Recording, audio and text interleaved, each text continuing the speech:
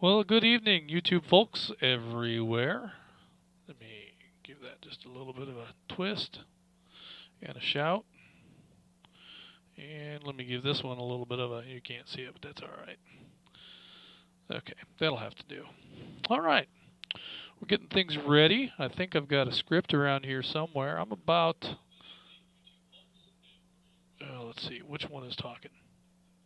Okay, let me mute that. I'll be right back.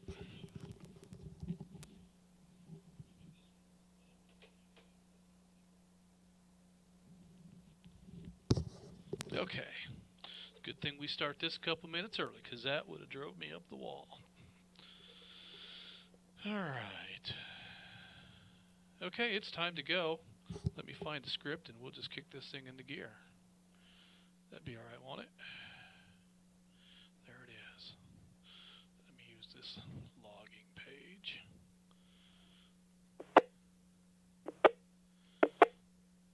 All right. Kerchunk, kerchunk, kerchunk. Is there going to be a net? Why is this guy late all the time? All right. We should get a better net controller. That's what we should do.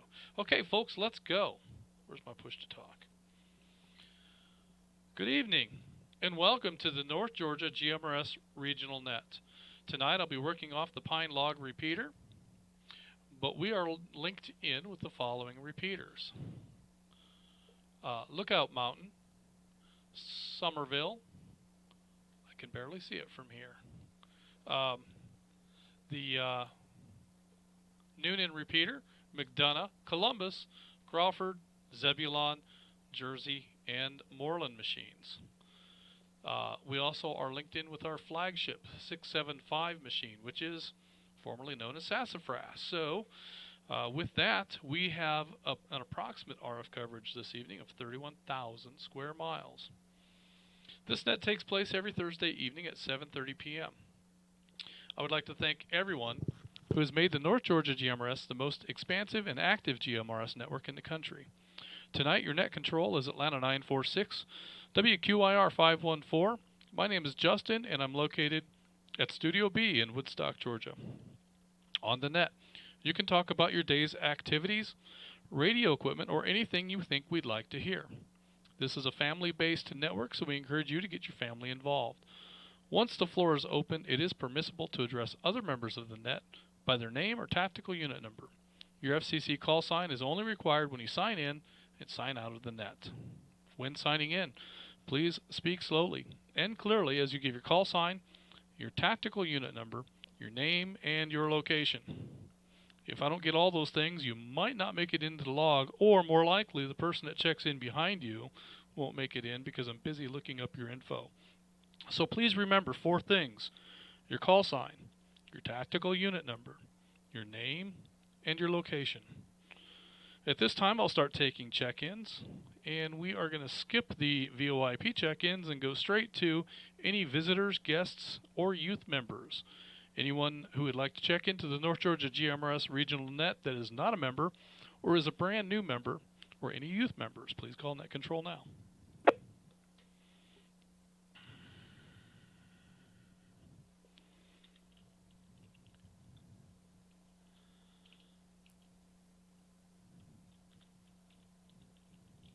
Atlanta 228, checking in.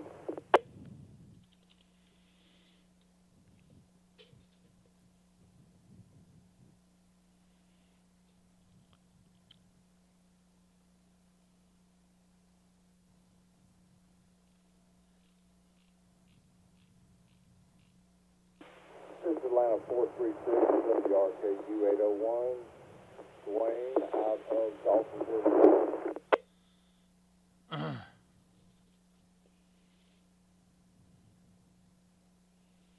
Atlanta 344, WRKG 852, Damon from Murrayville, checking in.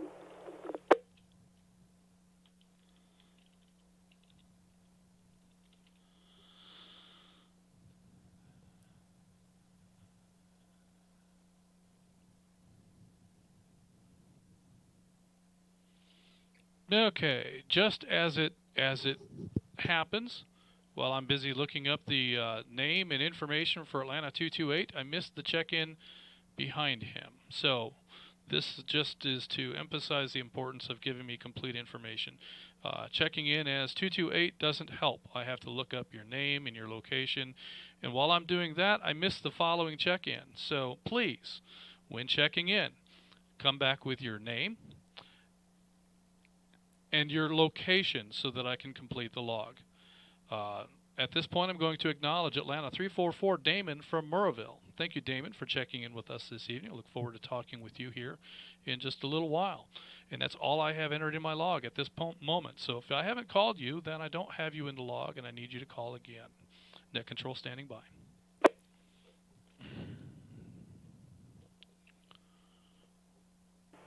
This is Chattanooga 84, WRKK 629, Jim in Chattanooga.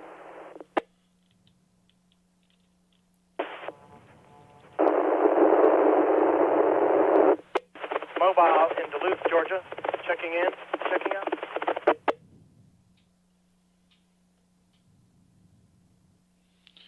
Okay, there was a double in there, and all I heard was mobile in Duluth, Georgia, in and out. So I think there were a couple of check-ins right there, and I missed them both.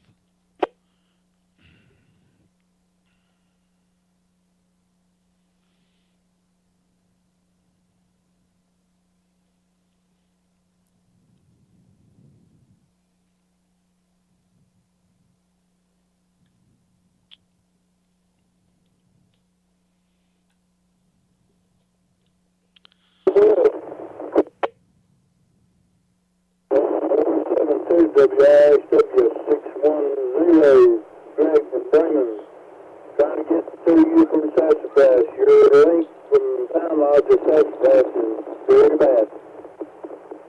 Check me in and out.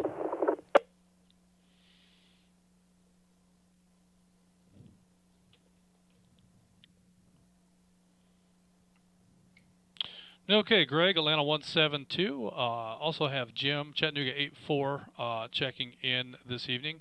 Greg, I've got you in and out. And other stations that had tried to check in earlier, I still don't have you in the log. So if you would please come back with your complete information for check-in. Net control standing by. This is WRCB 257, Atlanta 76, mobile in Duluth, Georgia. Checking in and checking out.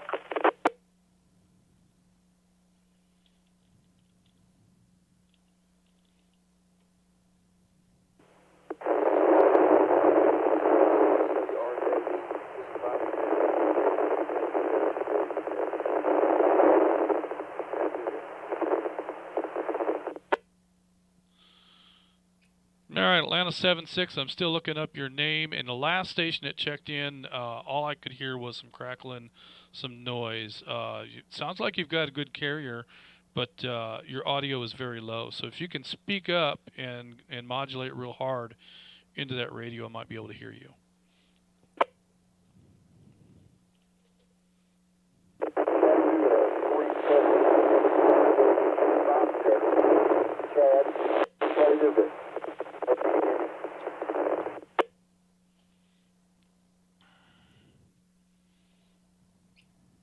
Okay, I heard bits and pieces of that, but I think I heard Chad, and I heard a Chattanooga 3 something. So let me see if I can figure that out. Maybe that was Chattanooga 47. Is that correct? Yes, that is correct. Yes, that's the already.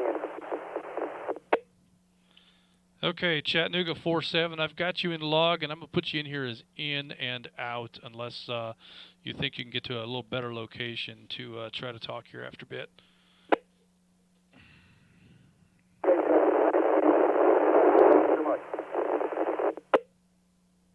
All right, thank you for checking in. Any additional check-ins from new members, visitors, youth, or guests? Last call, then we'll go on to Pine Log.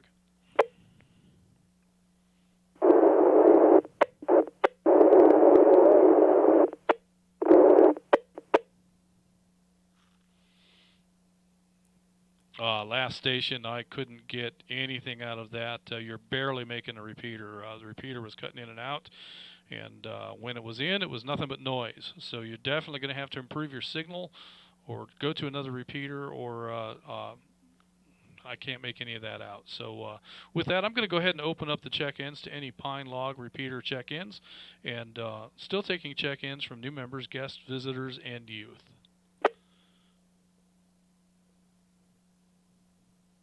This is Atlanta 436 WRKU 801, Dwayne out of Dawsonville.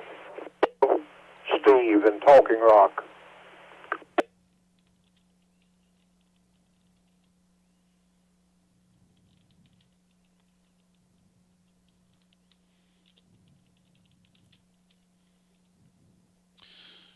Okay, had a couple of them there sort of on top of each other. I think I have Atlanta 436 Wayne in Dawsonville. Come back and let me know if that is not correct. And also, Steve, is your TAC number 550? I believe that's what it is. In Talking Rock, I've got you in log as well. If that's correct, then we'll let it slide. Wayne, can you confirm your check-in, please? Yes, sir. It's Atlanta 436 WRKU 801. It's Dwayne with a D. Dwayne with a D. Thank you very much. Okay, we've got you in a log. Any additional Pine Log check-ins, please call that control now. This is Atlanta 948 WRAR 430. Gary in Wichita. Get me in and out, Justin.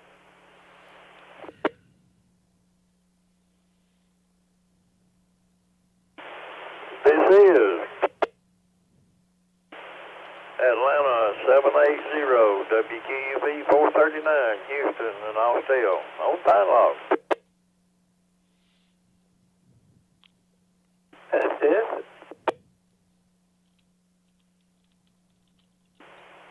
Atlanta 26 WREB 450 Flip in Druid Hills.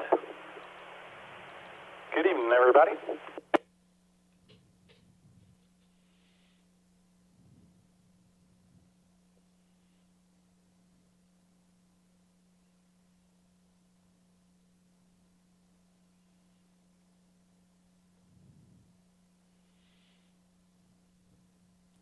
All right, let me take a little break right there and acknowledge what we have so far. Back all the way up to our beginning of our Pine Log, we had Atlanta 436 Dwayne in Dawsonville. Thank you, Dwayne, for checking in with us this evening. We also have Atlanta 550 Steve in Talking Rock checking in with us tonight. Great to hear from you, Steve. We have Atlanta 948 Gary in Woodstock. Gary is in and out with us this evening, but thanks, Gary, for checking in, and glad to know that you're hanging in here with us. Also, I have Atlanta 780 Houston in Austell. Thank you, Houston, for your check-in tonight. And we have Atlanta 26 Flip in the beautiful Druid Hills. Flip is also helping me out with the log this evening, so I appreciate your behind-the-scenes efforts there. And do we have any additional Pine Log check-ins? Actually, let's go ahead and open it up to any repeater anywhere, including Pine Log, including new members, visitors, guests, and youth members. Please call net control now.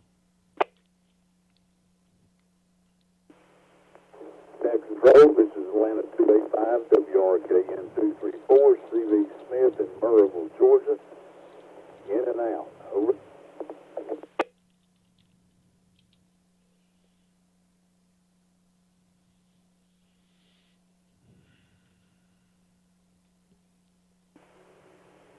What are you asking for a pile up? This is 29. WRCU 796, Marty in Tyrone. Good evening, Justin, and everybody who can hear me on the net.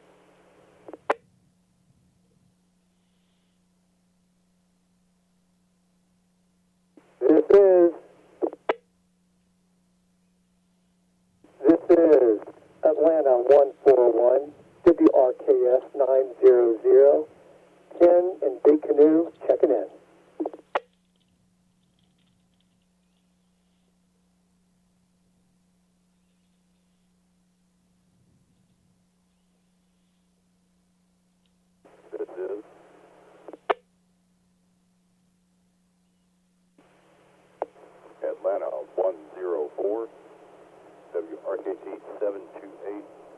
David, Alden County.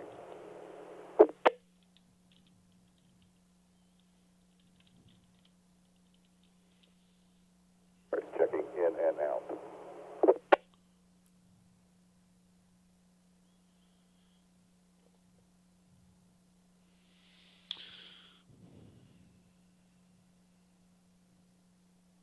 Yeah, okay, I've got Noonan 29, Marty in Tyrone, first of the pile up. Thank you, Marty, for checking in with us this evening. It's great to hear from you. Also have Atlanta 141, Ken in Big Canoe. Thank you, Ken, for checking in with us tonight. Looking forward to talking with you. I have Atlanta 104, David in Paulding County.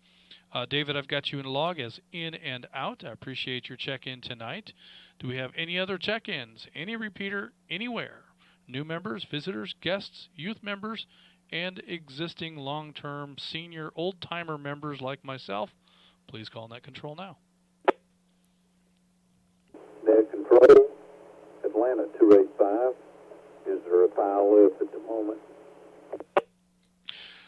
I'm sorry about that, CV. I completely missed acknowledging your check-in. You are indeed in the log. Were you in and out, or are you going to stick around with us?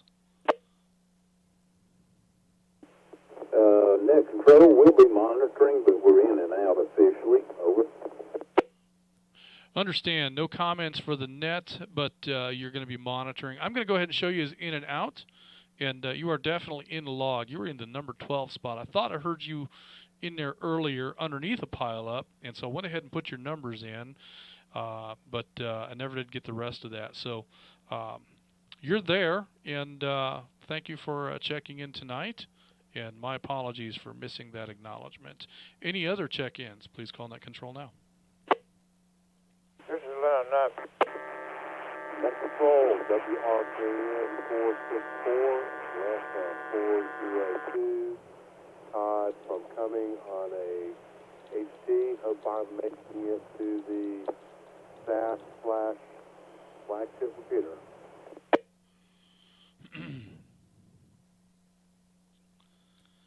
Atlanta 402, Todd incoming.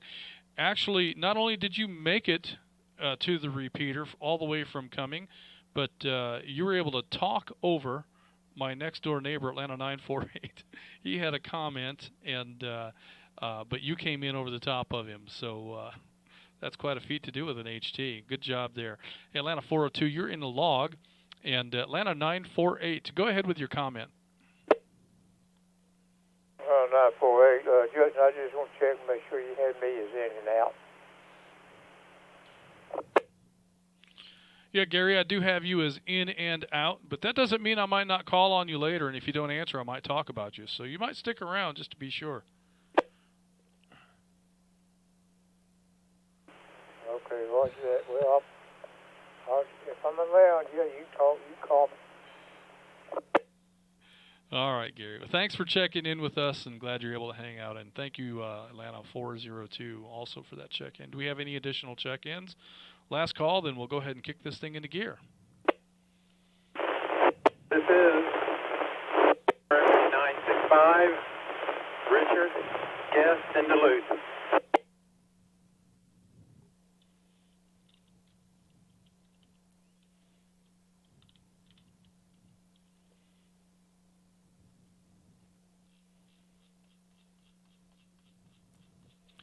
Okay, Net Control. I heard 925. Was that part of your call sign, or do you have a TAC number? Let me look here real quick.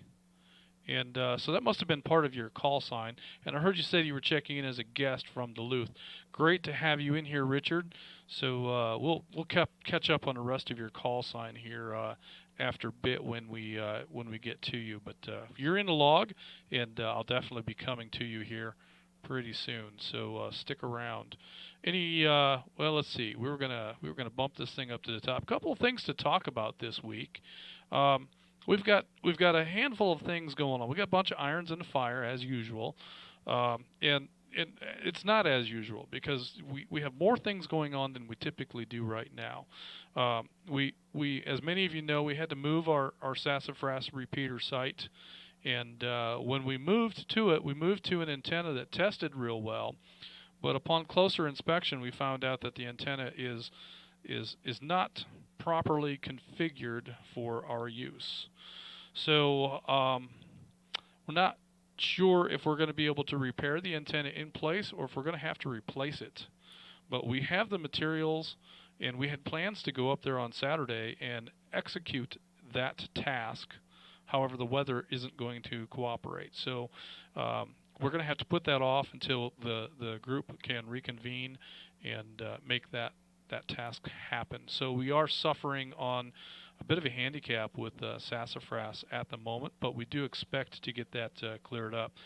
The other thing that's really interesting is tonight is a kind of an experimental night with sassafras because the link is being handled over a new digital path, and so we're monitoring that for traffic and performance and a number of factors, so that will be monitored and watched very closely this evening. So that side of the performance of sassafras is separate from the antenna side, and so we'll have to separate, you know, the two issues and review it that way. Let me break here real quick.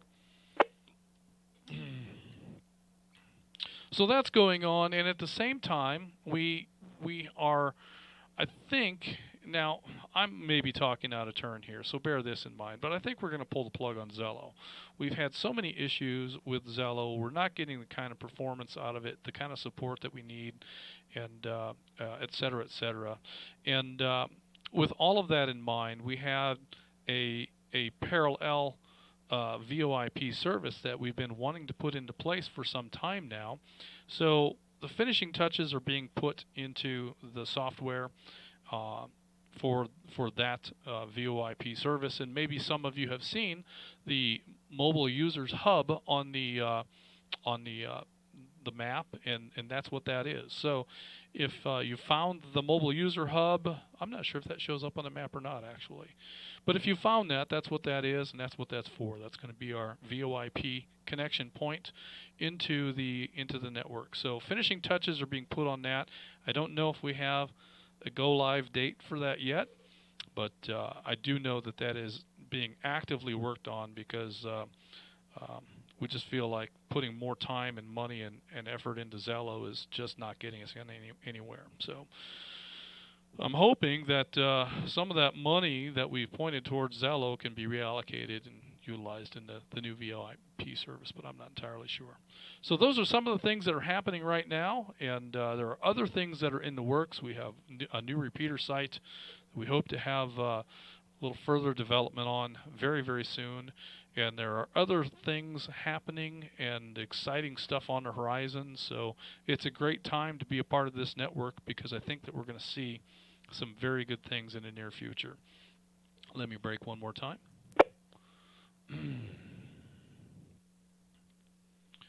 Let's see here if I can find. All right.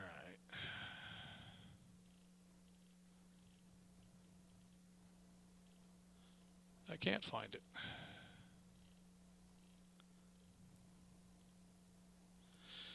Okay, so with that, let's go ahead and move on to tonight's topic. And basically, you know, do you have any plans for the summer? We had a big summer last year. We built that tiki bar, and we very much have enjoyed that through the winter and the spring, and even now I was out there this morning cooking my lunch, my breakfast, and was out later in the day cooking my lunch out there, and love to be able to just put some music on and enjoy the vibe and the atmosphere, and just hang out there. I'd be out there right now if I weren't right here on the air with all you folks. So very much enjoying that. But do you have any projects, any home improvement projects, or big plans for the backyard, or you know, anything of that nature, vehicle projects that you want to work on? That's what I'd like to talk about this week. So with that in mind, let's go ahead and jump right into things, and we'll take a look at Atlanta 138. Robert in Auburn. I believe Robert has band practice this evening. He's in and out with us, but he said that he would try to chime in. So let's see if he's between pieces and has a moment to come on the air. Robert, are you available?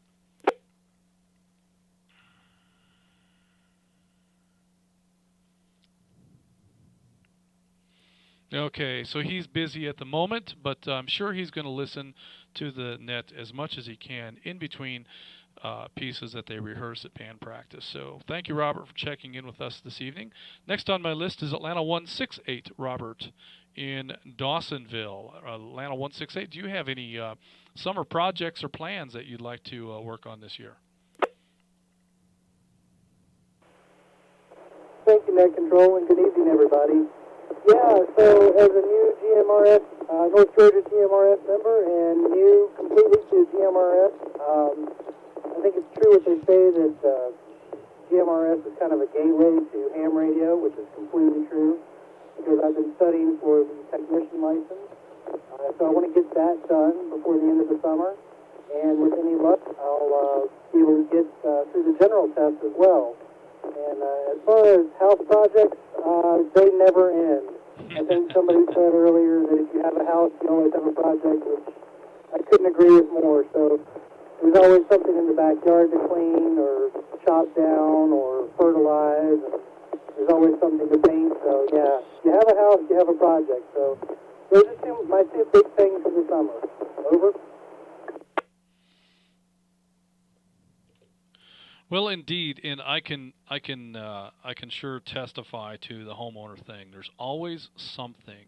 My project at the moment is I want to build a little, not quite a fence, but more like a wall that kind of comes off of the side of the house that will contain and conceal my trash bins, so that they're easy to get to, that we can dump trash in them easily, and that we can easily drag them out and take them to the curb when the time comes, but they're out of sight and not the eyesore that they have been and continue to be until I finish that project. So there's always something as a homeowner. There's always that one more thing that you want to do, and rooms to paint. 947 has a painting project coming up. She says she's going to do this weekend. We'll see.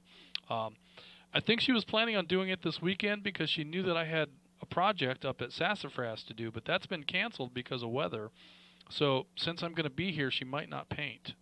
We'll have to see how that plays out. But and yeah, I'll tell you one word of advice that I have for your studies and your technician license is that once you get to the place where you're taking your practice tests and you're doing very well on the technician, go ahead and spend some time in the general material, because when you take your test, this is something that I didn't know, but when you take your test and you pass your technician test, they're going to say, do you want to try the general?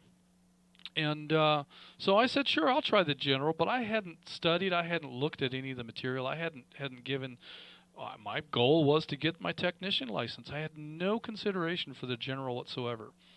But so much of the material overlaps that when I took that test, I missed it by one question. So had I spent just a little bit of time in the general material, I may have been able to get a general and a technician at one setting. Now, the other thing that you might consider is we have folks like Atlanta 123 who will sit down and do the trifecta, technician, general, and extra all in one sitting. So that's beyond my ability, obviously, but it is certainly possible to do, and would love to have another hat trick member in the group that we can acknowledge and give accolades to for that accomplishment. No pressure. The technician is the goal, and I would very much love to see you achieve that. And lots and lots of radio adventures can be done in that technician field. I was drawn to HF, so we needed to get past the technician and into the general for that. But as it is, all these years later, I spend 99% of my radio time on GMRS. Well, thank you for that, Robert. It's great to hear from you, and it's great to hear a brand new user on here, and looking forward to talking with you more and hearing about your success in your radio adventures. Next on my list, I have Chattanooga 58. Bill in checking in from the Lookout Mountain machine. I don't think he's in the Lookout Mountain machine, but he's nearby, and that's the machine he's checking in on. So, Bill, do you have any comments? Do you have any projects or goals for the summer? When are you going to break out of that place?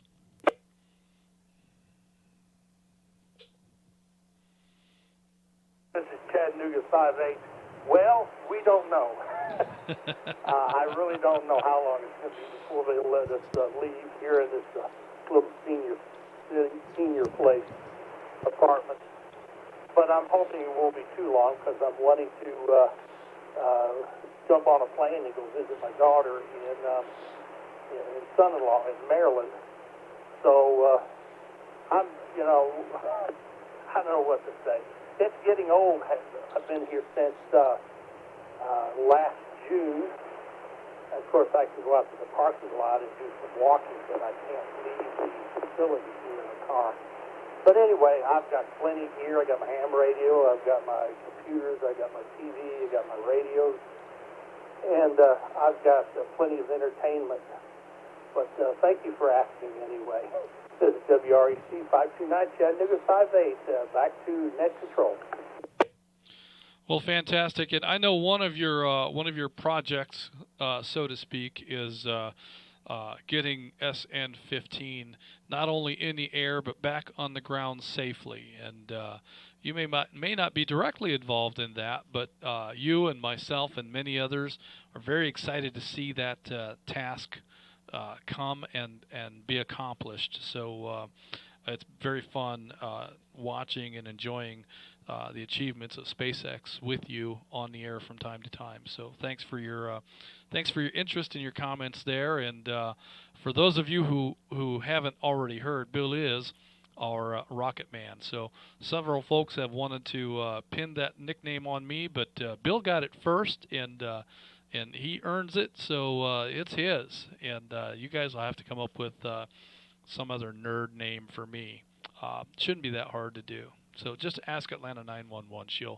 She'll give you lots of ideas. Next on my list, I have Atlanta 401, David in Canton. David, I keep hearing you on the air, looking for Atlanta 410, and nice to hear those QSOs take place from time to time. Hi there. Yeah, that's Atlanta 410 is my brother, and we've just been having a ball. We can do simplex a little bit between the houses, and we bounce back and forth between that and on the towers, just playing with antennas and just having a good time. And Saturday, he and I both are going to be going to take our technician in, our general exam. I don't know what we're going to do on the general, but I think we're going to have the technician. So we're looking forward to that. And I've got myself a DMR radio and a whole bunch of other radios, and just ready to just jump in with both feet. Well, that's fantastic. And where are you taking your test on Saturday? Is that right? Is that going to be in Roswell? It's going to be in Woodstock at the Cherokee Amateur Radio CARS, I guess is the abbreviation. Oh yeah, that's where 947 and I got our technician ticket, was right there. And I believe when we got ours, they offer your first year of club membership to you upon passing the technician test. So there's some value in being involved in a radio club. There's just hanging around with people with the similar interests can expose you to a lot of ideas and opportunities to participate in events and field days and things like that. So definitely encourage you to try to plug in, if not to that, into some kind of a radio group. And lots of fun to be had. And like I said earlier, there's so much you can do with just a technician license in the digital modes, and DMR being one of them. So there's lots of opportunity there, and so definitely encourage you to try to get the general. But that's not a deal breaker. In fact, that's just a good secondary goal. So Julie and I took about a year, and we came back and got our general so that we could pursue contesting on HF, which is something we would like to get back into, but we just have been busy with the Tiki Bar, and that interferes with radio projects to some degree, but we're having fun. So good stuff, David. Glad to hear of it. And any other projects for this summer? Just got some camping trips booked. I've got a cargo trailer that I converted into a little mini RV, and I'm going to just take the family on a couple of trips. and play with radio somewhere in the meantime. It's going to be fun. Ah, fantastic. I'd often thought that would be a cool thing to get a used cargo trailer and build a little Radio Shack in it, and maybe set up a place where you can put an air mattress or something together, and some sort of provisions to hold water and that sort of thing, and do some camping. But when it comes right down to it, when 947 and I go camping, it usually involves a person behind a counter at a Holiday Inn. Or lately, we've actually stayed at a few Red Roof Inns, and that has been they're a lot better than they used to be. Let me just put it that way. And it's half the price of a Holiday Inn, so or less. So that's typically what we call camping. And 947 has even come up with another version here that we've enjoyed part of last year and this year, and that is the Airbnb version of going away. In fact, just this last weekend, we went to Fayetteville, North Carolina, to visit with my son, who is at Fort Bragg. So, and that's what we did. She got a house, Airbnb, cost just a little bit more than the Red Roof Inn would have cost, but cost less than the Holiday Inn Express would have cost. So, the Airbnb is not a bad option if you camp like I do. But hope that you enjoy that this summer, and enjoy that time on the radio with your brand newly minted technician license. Best of luck to you. Next on my list, I have Atlanta 228, and I started to look that up, and I never got it finished. Let me see if I can figure out who that is now. Let's see here. Atlanta 228. Would be McCoy in Cedartown. McCoy, do you have any projects that you plan to engage in this summer?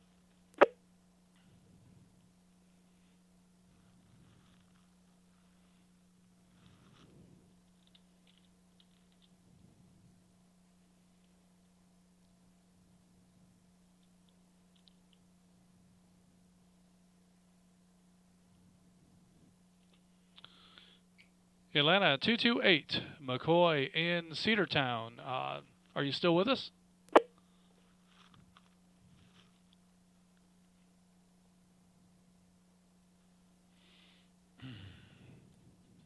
Okay, we're going to show Atlanta 228 as in and out. And thank you, McCoy, for checking in with us this evening. That brings me next to Atlanta 76. Also, I don't have a name for. Let's see if I can figure that one out. Atlanta 76 is David in, it says Duluth. That one says Buford. I'm going to go with Duluth. David, do you have any plans for this summer?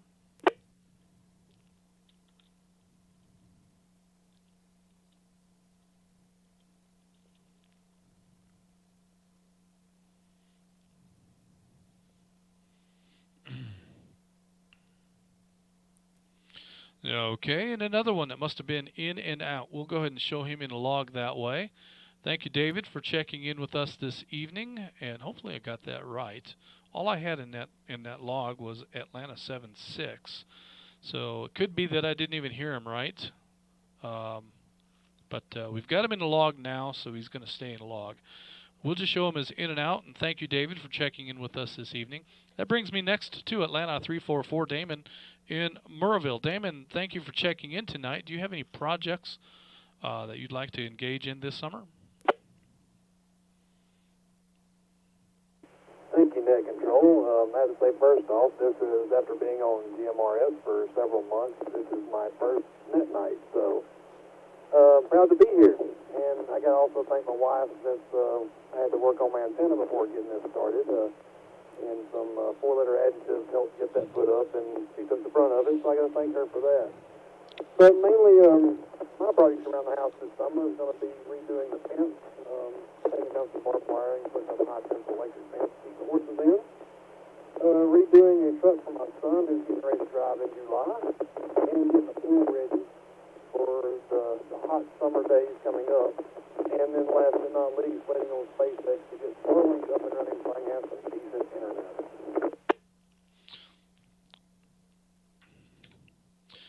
Yes, and I also have my order in for a Starlink dish.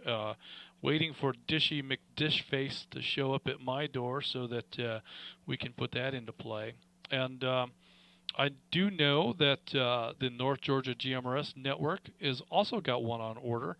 So we plan to do some experiments with using the Starlink service for some linking options, and it may be a head-end point for data to get into some of our repeater networks. We may be able to install the dish at one of our sites and use microwave connections, Ethernet extenders, to get to adjacent radio sites, radio towers, and make our linking through that path. And if we can accomplish that, that should solve most of our linking woes in terms of the power outages that we experience or the internet outages that happen here and there.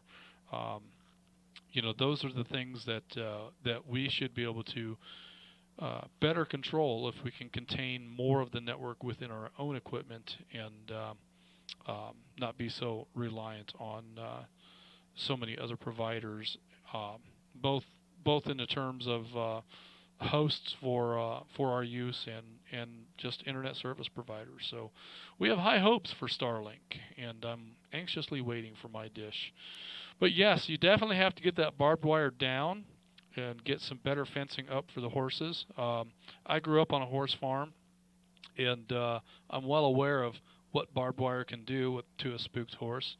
And I tell you, the fence that my dad put up on the property, 15 years ago, I don't know what it's called, but it is some fantastic stuff. It's basically a steel wire with a very thick plastic carbon coating on it, and most of it is insulated, but it has one carbon strip that comes out and to the surface, and that's where the shock gets delivered.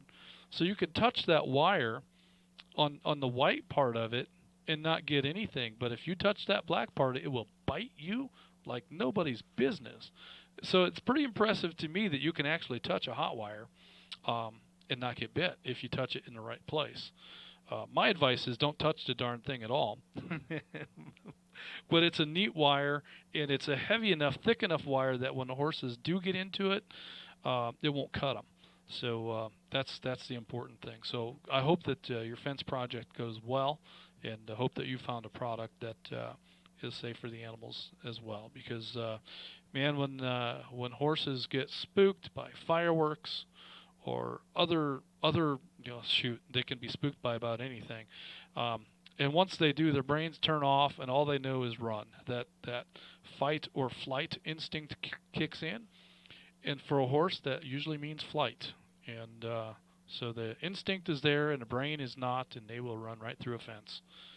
I've seen it many times, and I've also seen horses that had to be put down because of it. So that's unfortunate, but yeah, definitely got to get that barbed wire down. Well, good stuff.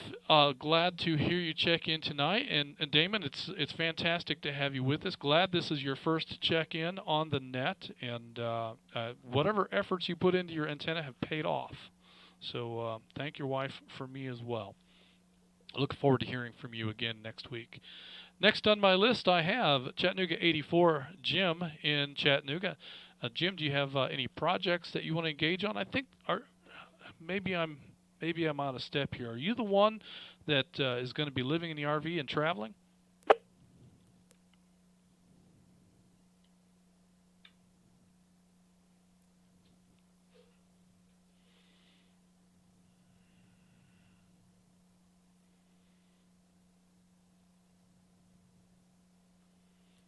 Yeah, okay. I'm not hearing anything from Chattanooga 84, so maybe he was in and out as well. We'll go ahead and mark him in the log that way. And that brings me next to Atlanta 172. Greg in Bremen. Greg was working on radios today with Houston, and it sounds like that project may have been a success. So it's always good to hear of those things going on. Next on my list is Chattanooga 47. Chad, also checking in on the Lookout Mountain machine. Chad is in and out with us this evening. Thank you for your check-in, Chad. And that brings me next to Atlanta 285.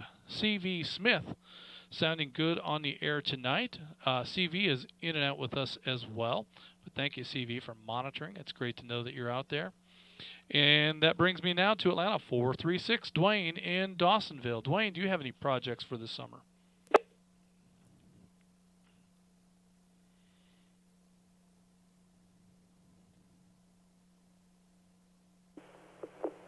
Yeah, Atlanta 436.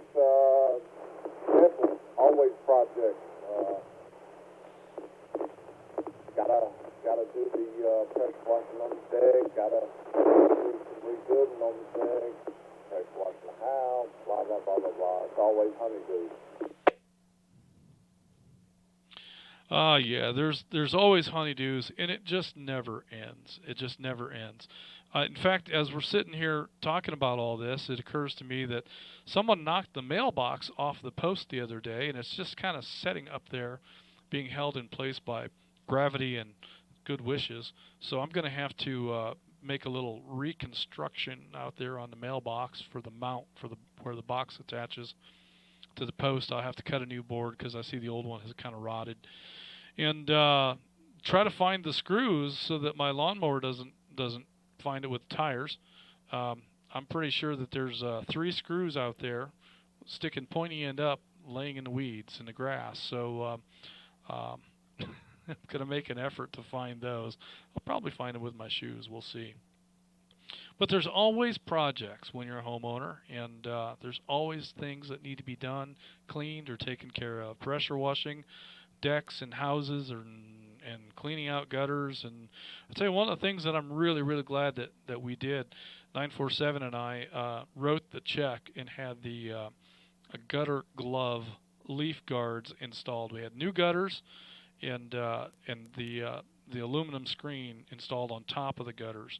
So that put an end to our gutter cleaning.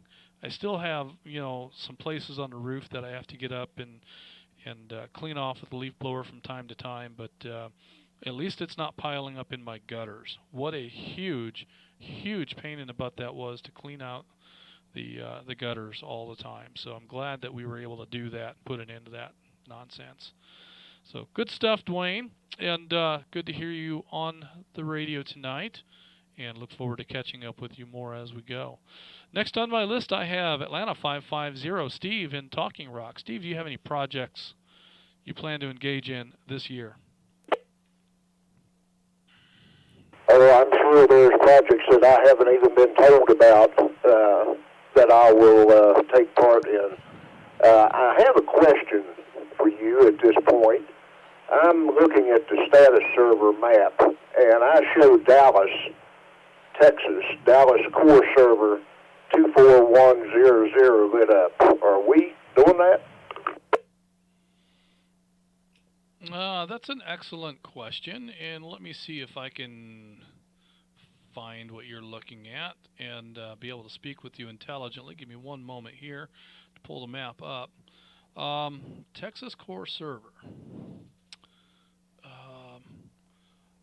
It is a part of. I'm not sure how to explain this. The folks in Texas are the administrators for our linking network, and so they may be remoting in and doing some diagnostics or troubleshooting or things of that nature. But no, as far as an active link to the Texas group, we don't link to them. They don't link to us. But and for administrative purposes, they may very well be connected to us to do some network management activities. So that's probably what you see. I'm not sure that I see that on mine, but that's okay because we do have some things that are going on with the map and with the monitor. So there's some growing pains that we're going to be experiencing with that technology here for the next several weeks as we make some of these repeater changes and upgrades and also links to the VoIP service. So that's probably what you're seeing is our help in Texas connected to us in monitoring our network. Hey, I was just curious about that. In a former lifetime, I was over a network also, and I just wondered. I didn't think we was heating them up over there with our stuff, but I couldn't understand why that it showed it as being on. Okay, I appreciate information on it, and I have been told that I'm needed in the house elsewhere, so I'm going to go ahead and get out. And I appreciate to come back and everything, and hope everyone has a good evening. WRGN 906, Atlanta 550. All right, Steve, I'm going to go ahead and show you checked out of the net tonight, and go on and see about your tasks. And thank you for participating in the net, and look forward to talking with you again real soon. Next on my list is Atlanta 948, Gary in Woodstock, right across the backyard from me. We have a gate in the fence to make easy access from his property to mine. That gate's been there, since just shortly after we moved in. We cut a hole in the fence and use that wire from the hole to attach to the gate. And we've had a gate in that fence for 11 years now. So that's good stuff. Good neighbors to have. When you come to think of it, I got a gate between all my neighbors. Every one of them. Oh well, that's just me, I guess. So Atlanta 780 is next on the list. Houston and Austell. Houston, do you have a gate? Do you have any projects for this summer? Hi, good evening, Justin. Good evening to the rest of the net. I got quite a few. Don't know what would get done, but yeah, we've got quite a few. Got fences that are tore up, and trees that need to come down, and antennas that need to go up. And I wish you hadn't brought the mailbox up, because mine's loose on the ground. That's another project. But I think CB was talking about the map where it's showing Georgia. If you expand out, you can see Dallas has got a yellow triangle over there, but it's not connected to us. I think that might be what CB was talking about. Okay, yeah, and I just expanded mine out, and I see that. So that I think is exactly what we see. That's our guy over there in Dallas that helps us with our networking stuff. So that's good stuff. We have such a good network now compared to what we've had in the past. We do have a couple of issues, and we've got him looking at them and working on them. And Gary has also been actively working on changing settings and changing network connections and changing network providers and adding high gain antennas to cellular modems, and just there's no end to the efforts that he has put into making this stuff work, and investment. So like I said, Gary has an order in, as do I, for Starlink dish. So whichever one shows up first will probably find itself doing some testing up there at Sassafras, and we'll see if we can make some improvements with that. Who knows what'll happen, but something is certainly going to happen. Whether it's right or wrong, we'll find out, and if it's wrong, we'll correct it. But we're just going to keep on doing it until we can't. And I don't know about everybody else, but I'm having fun with it. So there we go. What other projects do you have going on? So you got the trees, you got the fence, you got the antennas, you got the mailbox. That sounds like about a Saturday. What are you going to do for the rest of the summer? I'm not real sure, but I'm sure we can think of something. We got basements to clean out and all kinds of things. I think my son supposed to have one of those trash bins over at his house one day this week or next week, and I may go over and help him fill some of that up with some of the stuff I got in the basement that's no longer any good to me. I think some of it's water damaged, and other parts of it's just stuff that's not necessary, if you know what I mean. Oh, indeed. I have an attic of a shed that still has boxes in it that we never unpacked when we moved here. And so if we've been 11 years here and haven't unpacked those boxes, it kind of, at this point, it doesn't really matter what's in the box, right? Yes, sir. Yes, sir. And you can imagine, I've only been here for 49 years. I don't have too much stuff built up. Well, in 49 years, you probably got most of your boxes unpacked. It's the ones that you've repacked that need to go, right? Yes, sir. Definitely. And some boxes that aren't packed need to be packed and gone. But yeah, we went out. Had to go by Home Depot yesterday and got to look at one of those zero-turn lawnmowers. But I got to figuring on that, and I can have my grass cut over 50 times for what one of those would cost. And, hey, we don't know if we're going to be around to ride that thing that long. Yeah, I mean, that's a couple of seasons, isn't it? So, yeah, that's something to consider. And it'd probably be easier to pay a little bit at a time over a couple of years than write that one big check. And even once you buy the mower, you still have the grass to cut, and you have the maintenance on the mower, and the fuel, and so on. So there may be some value in what you say there. Maybe if you can find somebody reliable that's hungry enough to do it for a couple of years, then it might be better off to pay them than to buy that expensive mower. I know 948 has been thinking long and hard about one of those zero-turn mowers over at his place. So he definitely needs some help with regards to that, and it may be more than I can do to keep up with his place and mine. So yeah, tough choices. But yeah, that makes sense. You might be money ahead having somebody come mow it for you. Well, thank you, Houston. That brings me next to Atlanta 26, Flip in Druid Hills. Flip, do you have any projects for this summer? That big, beautiful house of yours in Druid Hills, I'm sure, is just ripe with tasks that need to be completed. Oh, yeah. Well, actually, the first thing we've got on the list is double graduations.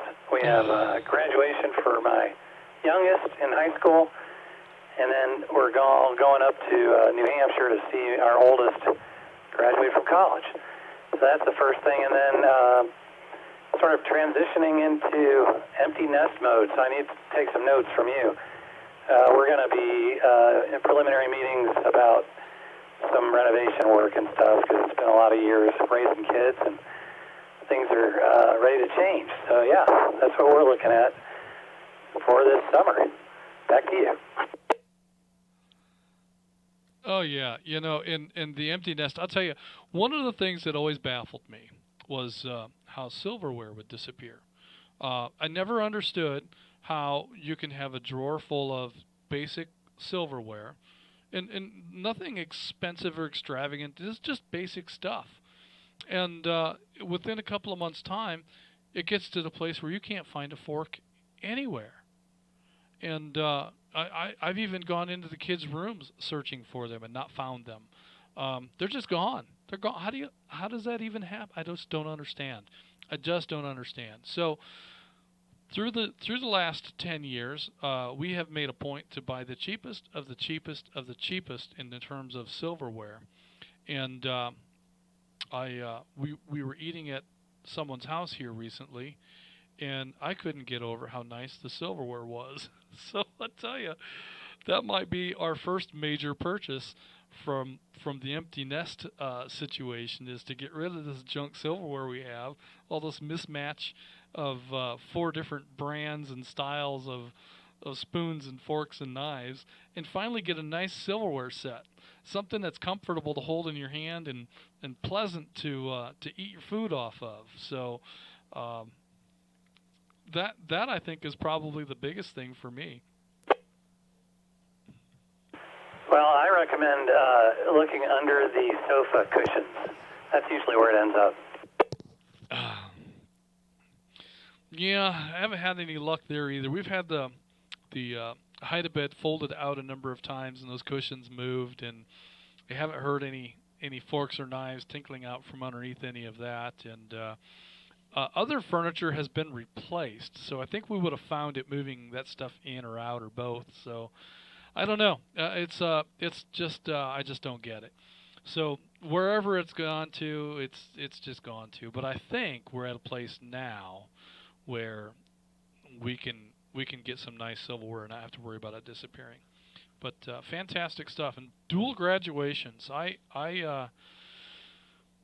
that's going to be a tough one. So in New Hampshire, are you expected to hold some sort of a party or a reception, or are you just, let me break there.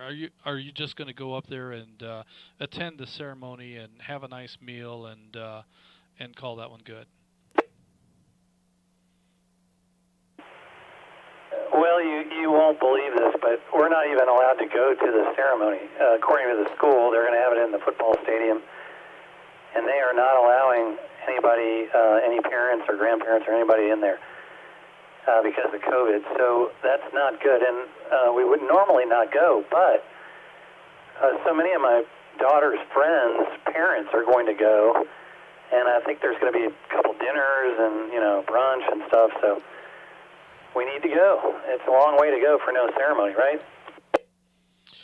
Oh, yeah, it's a long way to go, but, it sounds like you've got something cooking there that might be on the right path. So rather than have the graduation ceremony, hopefully they'll put it up on Zoom or something so that you all can get a reception room at a hotel or something and view it, but or just view it from your hotel room on a laptop. But in any case, it sounds like you've got the right idea, that you're just going to bypass the school and the rules and celebrate in your own way. And whether you do that together or separately or both, it's time to put this nonsense behind us. And I think that we can gather and do it safely and sensibly, and we can take personal precautions and we can do things. So with that in mind, that brings me to another topic.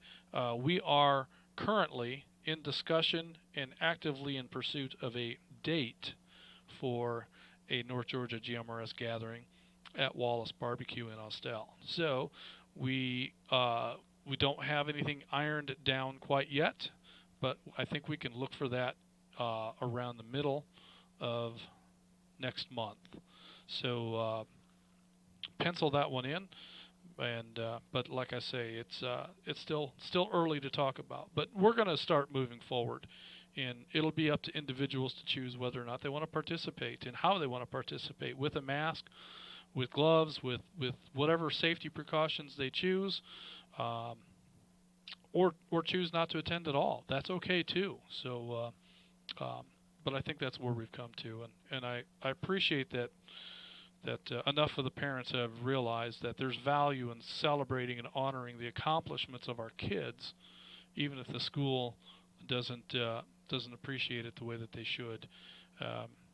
We missed out on a lot of graduations last year as well, and what a shame that was. But we do need to start doing better. So good stuff, Flip. Glad to hear from you, and I'm going to ask you again about projects. Do you have anything big going on? Do you have any radio projects that you plan on doing this summer? Or are you all set in the antenna department and projects with that regard? Well, no, I am actually continuing to move towards more HF stuff also. I'm still working on, I've got a big old long end-fed half-wave that is, I can't remember how long it is, but it's multi-band. And I'm working on figuring out a good way to string it up in the big old oak tree out back. You and I talked a little bit about that when you were fishing the other day. And so I'm working on that and a few other things like that. But yeah, working on the house and stuff over the summer. So things are good though. Thanks. Back to you. Yes. And I'll tell you one thing I learned from that little experiment. It's not good enough to have a big enough weight to get over the tree. You have to have a big enough weight to get over the tree and have enough to overcome the friction of the line through the tree so that the weight will make it to the ground. because several times I didn't have enough weight on there, and I would cast, and it would go over the tree, and about 2/3 of the way up just hang there. It just didn't have enough weight to drag through the limbs and the little bit of leaves that were there and come all the way back to the ground. So that's a precarious situation to be in, because as you draw that back, it's real easy for it to wrap around a limb and then it's gone. And I had that happen. In fact, that's when I lost it, is when I decided I'm going to get a bigger weight. And let's see, is it still on my desk? I have a, this is probably a 5/8 inch bolt, 2 inches long, with a couple of nuts and a couple of washers on it, and I'll bet it weighs 7 or 8 ounces. And that is what I chucked up over the tree with enough force to get it up and down. Actually, I believe I did it with just one nut, no washers on there. But that's what got me over the tree and got the line all the way back to the ground. So if you do that, that's a lesson that I learned. Thank you for that. Next, I'm going to move on to Noonan 29, Marty and Tyrone, building recording studios and generators and all kinds of projects around the compound at the Noonan 29 facility. Marty, what kind of projects do you have coming up this summer?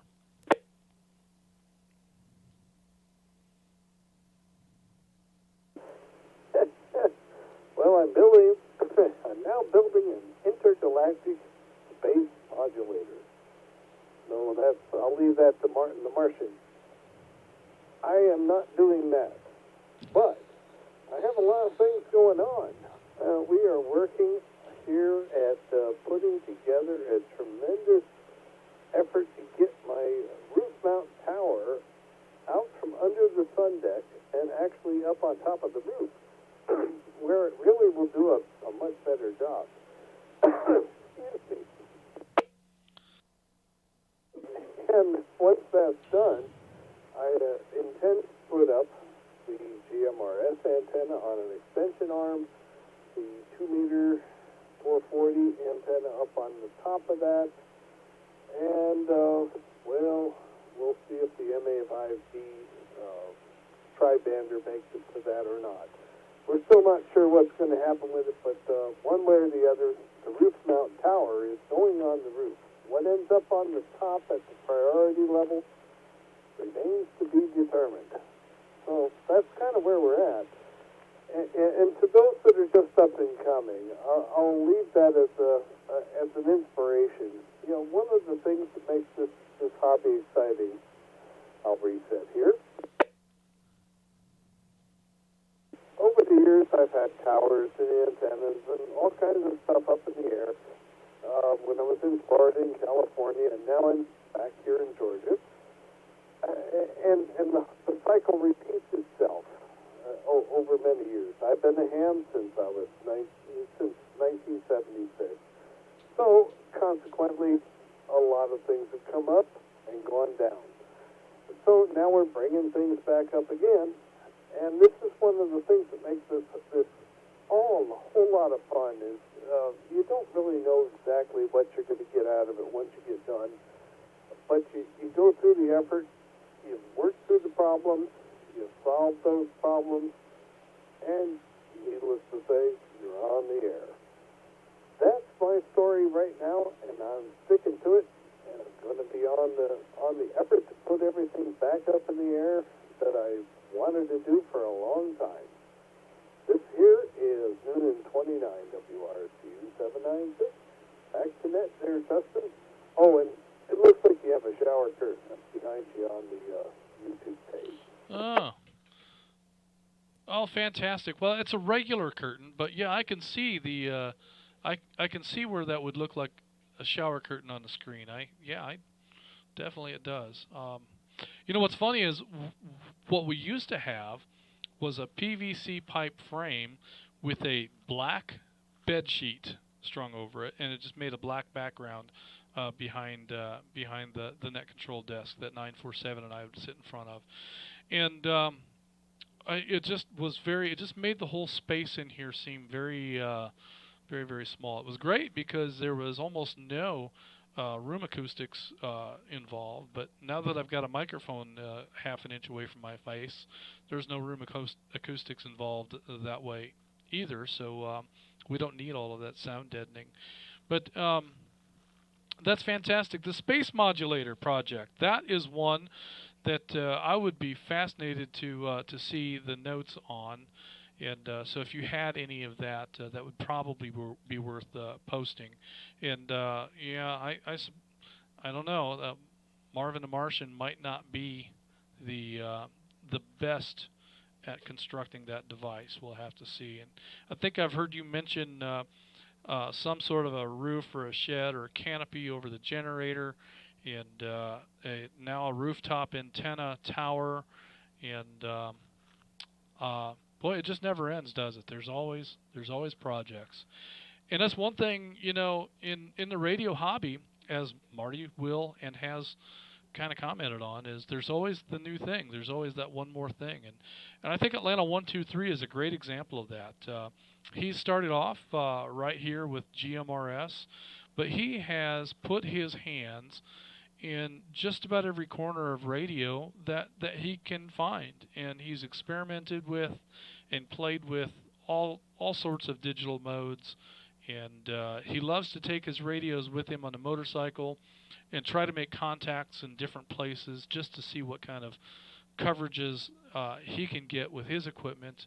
And so there's just no end of what you can do in the radio hobby. And GMRS is an excellent starting point for all of that. And unlike Tim, he's done all these different things in radio. I haven't done most of what he's done. He's a mile ahead of me in terms of his application to different modes of radio. But I find most of my enjoyment in radio is right here in GMRS. I very much enjoy monitoring the repeaters throughout the workday and getting on them from time to time. And so this is where I spend the vast majority of my radio time. So thank you for that, Marty. Glad to hear of that, and look forward to hearing more projects and more tasks as the summer goes on. I'm sure they will come to be. Next on my list, I have Atlanta 141, Ken in Big Canoe. Ken, do you have any projects that you plan to engage in this summer? Hi, Justin. Actually, no big projects really planned for the summer. But I do have a question around radios and their timeout timers. I noticed my little handheld that I'm on here, it's an Ocean 805G, has a timeout timer on there. You can set it from 0 to 600 seconds.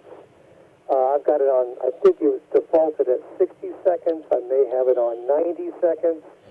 Just curious about why a timeout timer, and then also, is there a common amount of time, and what should my radio be set on?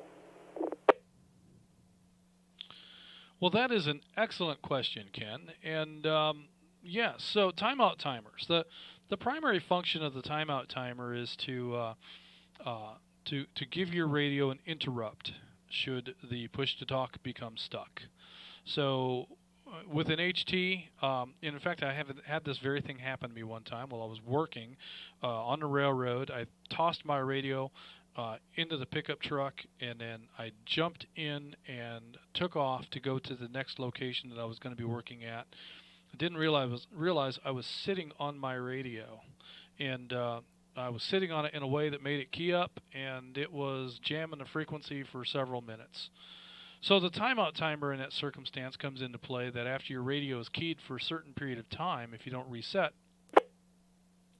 by releasing the key and coming right back on, the timeout timer will engage and it will reset for you. That's its purpose and its function in a nutshell. So it's just an interrupt that's built into the radio to protect the radio from being driven too hard.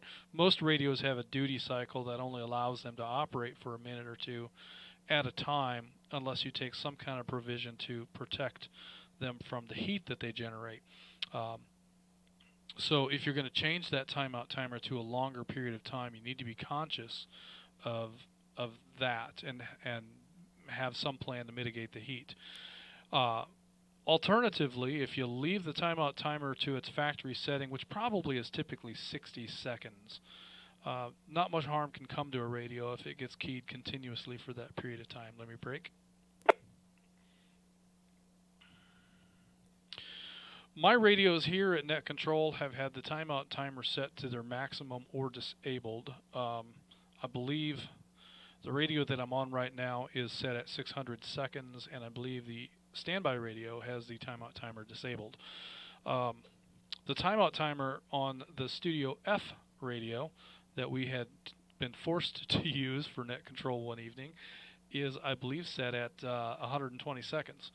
And so, long-winded as I am, when we ran the net out of the pickup truck that night, the timeout timer got me countless times and resulted in many, many jokes. That being the case, in this application, the timeout timer kind of gets in the way. Let me break. So I'm not sure who's calling me from Massachusetts, but they're just going to have to wait. In any case, the timeout timer function is pretty much that rule, that it protects your radio in the event that the push-to-talk key gets stuck on for some reason. The timeout timer exists on repeaters for that same reason. If someone's push-to-talk gets stuck on and they don't have a timeout timer set, the repeaters will recycle after a period of time. The North Georgia GMRS repeaters have been opened up, and I don't know what the value is, but I think it might be 600 seconds. I'm not entirely sure what that is. I do believe the Lookout Mountain machine has been set to 4 minutes. So that being the case, if I ramble on for more than 4 minutes, the folks in Chattanooga lose the end of my transmission. Let me break. So, Ken, does that answer your question about the timeout timer? Do you have a better understanding of what that's for and how it works and where you should set yours? Yes, I do, Justin. I appreciate that. So, as you were just talking from time to time, you would take a break. Are you taking a break because you're being notified that your timeout's about to time out, or are you taking a break for a different reason? Oh, I wish I had something that would tell me that my timeout was about to time out, but I don't. No, I'm just simply taking a break to give the repeaters and my radio a chance to reset, so that I don't exceed the 4-minute mark on the Lookout Mountain machine. I try to be conscious of that. I know that I fail at it from time to time, but I do try to keep my QSOs, short enough not to get into that timeout timer. And I'm confident that if I can keep from knocking that timeout timer down, I'll be safe on the rest of them. But no, I just make the break to reset everything and give it a chance to come back together. And one more thing that I should mention, because we are a linked network, when I do release my push to talk and take a break, I should make a pause when I come back, key the mic, and wait and give all of the repeaters enough time to come back together. Otherwise, the first word of my next transmission is likely lost. So it's a habit we all need to try to remember, and the consequence is that because it's a linked network, if you hit the push to talk and begin speaking immediately, the folks that are on the same repeater you're on will probably hear everything. But anyone that is on a repeater that is linked will most likely not hear the first of your transmission, because it does take some time for all of the links to come together. But that's a separate issue from your question. And but yeah, I don't have anything in here that notifies me. I've often thought about building some sort of a timer circuit that would activate with the push to talk, and I've also thought about putting on some fancy on-air lights that would activate with the push to talk, but I've never gotten around to doing any of that.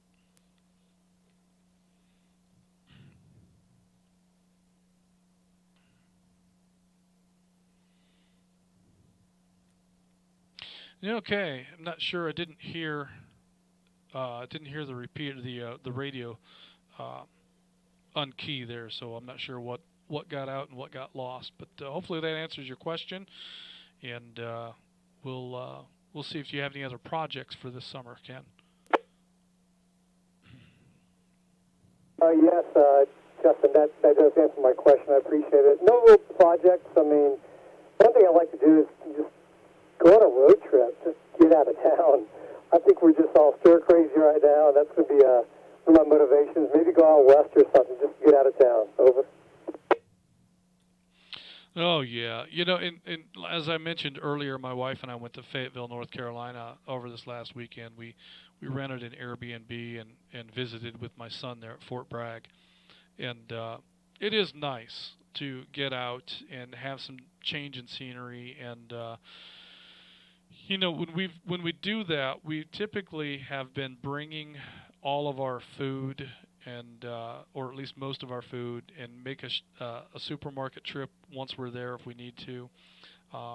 This time we decided to have a couple of meals out. We had a breakfast out and we had a lunch out while we were in Fayetteville.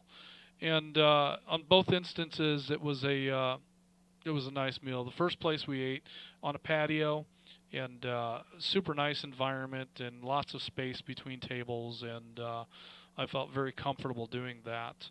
And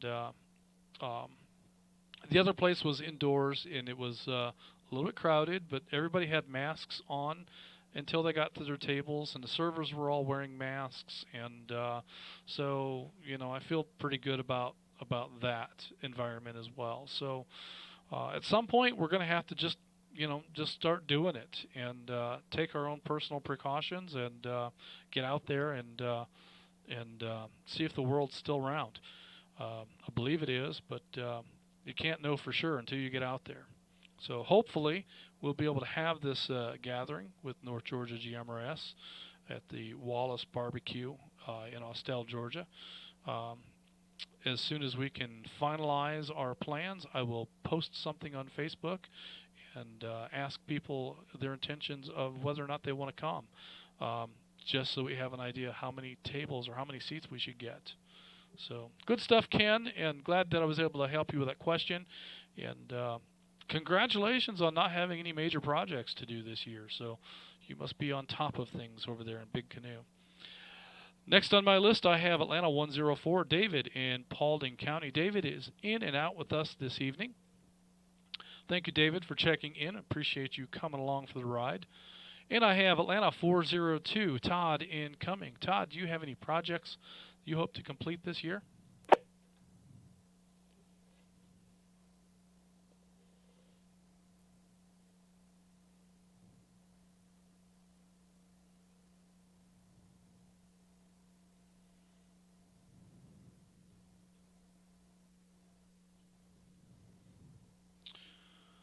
Okay, Todd may have been in and out with us, and I just missed that when he checked in, so I'm going to go ahead and mark him that way now.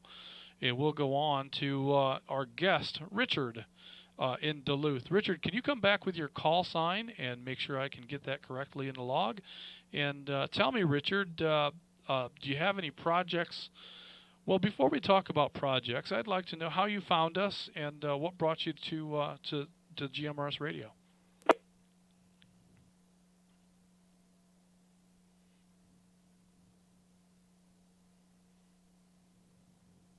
Mike Alpha 965. Been a ham for a couple of years, and my fiance and I go hiking, and sometimes I'll stay on a mountain summit to play soda while she heads down, and wanted to get her a tech license, but she wasn't really interested in taking a test. So I figured GMRS Simplex is probably the next best thing to be able to have a little safety net for us when we're hiking, to be able to communicate with each other. Well, that is fantastic, and that's exactly what I tell hams when I discuss GMRS radio with them, is that it's a great way to get family members who either can't or won't pass a knowledge test. In some instances, we have family members that that are just never going to grasp the concepts and the information, and not ever going to have the ability to pass that test. And in other cases, we have people that simply won't take the time to study, even though they have the smarts to be able to do it. They just simply aren't interested enough. The material is boring to them or what have you. GMRS is a great way to get that group of people engaged in radio activities, and in some cases it might even spark their interests and encourage them to pursue ham radio, as it did with my wife. So that's great stuff. Great way to get your family involved. Yep, roger that. I'm hoping that she might at least get a spark to get a tech license so we could go do Summits on the Air together. I know a couple of man and wife couples that do it, and they have a blast. Indeed. Noonan 2.5 and 2.6 are very active in radio and ham radio, and they're also very active in GMRS radio. And they've hosted fox hunts for us, and I'm hoping that we'll be able to put one of those together sometime this summer. So be on the lookout for that North Georgia GMRS gathering sometime this summer as well. Hope to do a fox hunt sometime this year. But good stuff. Richard, do you have any projects for this summer? Well, right now I'm temporarily in an apartment until after our wedding, so I don't really have any projects as far as home improvement or anything, but I do want to pass my extra sometimes this summer, and want to hit 30 word per minute CW by end of the year. I'm at 20 right now, and would also like to hit Summits on the Air Mountain Goat 1,000 soda points by the end of the year.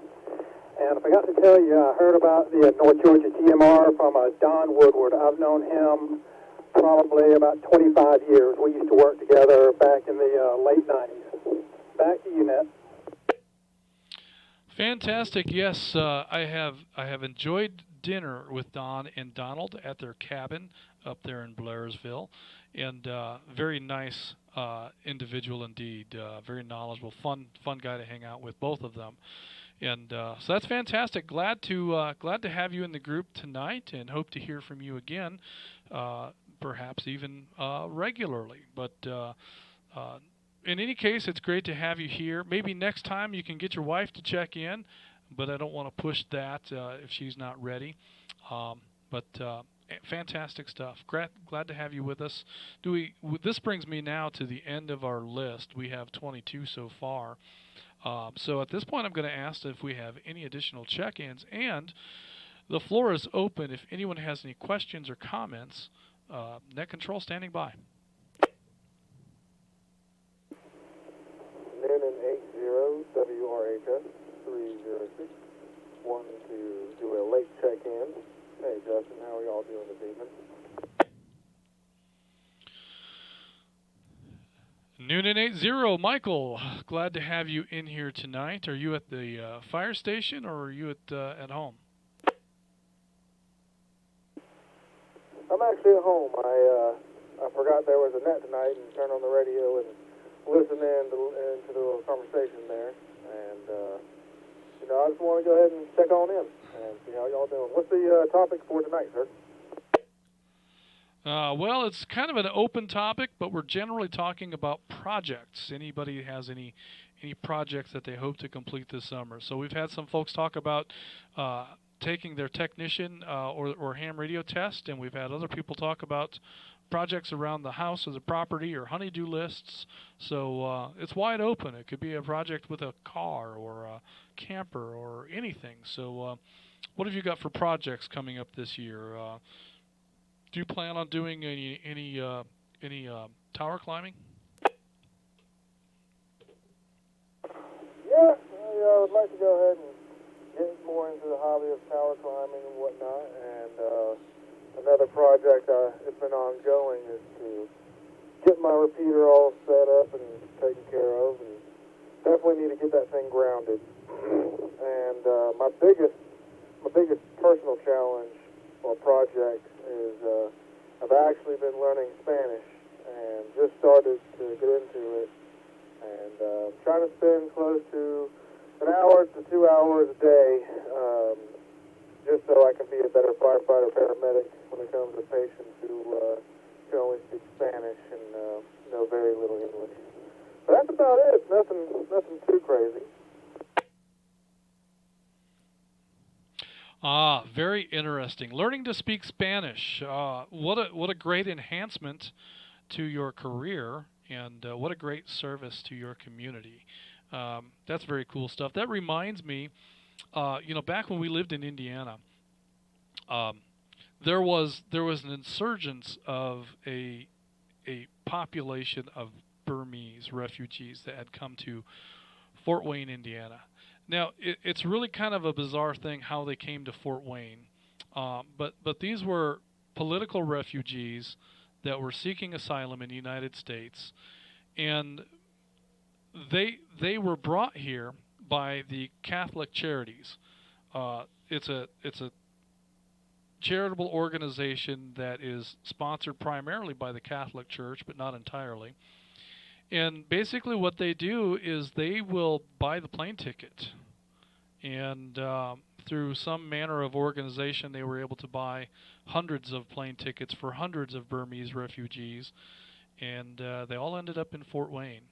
And there were various other charity organizations that helped them to find housing and employment and that sort of thing. But just instantly, we had this population of around 1,000 or so, maybe more, Burmese refugees in Fort Wayne, Indiana. They didn't know English. They didn't know anything about Western culture. They didn't know anything about Western food. They didn't know anything about cooking on a stove or a microwave. These are people that came right out of very rugged conditions and were put in apartments and didn't know any of that. So my wife was involved in a charitable group that kind of went with some of those people, went into their homes and showed them how to prepare some basic meals, how to cook rice on a stove, because these are people that have cooked, over fires all their lives. They've never cooked on a stove, and how to control the flame and things like that, or if it's an electric stove, and a can of peas, that's something they've never seen in their lives, and how do you prepare that? What do you do with a can of peas or a can of beans, or any of that sort of thing? So she was involved in the project to help westernize them, at least in the terms of basic culinary skills. And let me break. As a part of that, she was learning some of the language, bits and pieces of it. She was taking classes every week with a Burmese monk that was already in the United States, and was well versed in English and Western culture and so on and so forth. But that's where she was learning the language, and at least enough of it to be able to speak to these women, these housewives that needed to know some of these basic things to Western living. So cool stuff that you're engaging in the community in that way. I really appreciate that, and reminds me a lot of what Julie had done. So I see another check-in here. Flip must have heard this along the way. Let me break real quick, and then we'll get to WRMG 829, Jared in Athens. Jared, great to have you check in here as a guest tonight. Can you tell us how you found out about North Georgia GMRS?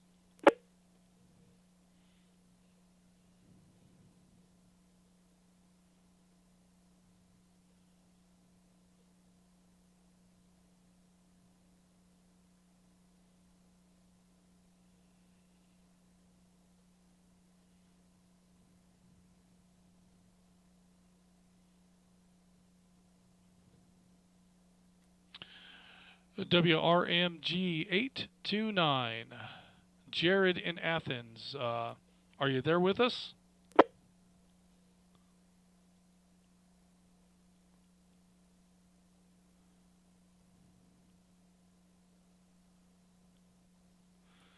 Yeah, okay. Well, with that, we'll go ahead and show Jared as in and out. And thank you, Michael, for your check-in this evening. And at this point, I'm going to take another standby to see if there are any other questions or comments for the net or any late check-ins. Net control standing by. 35.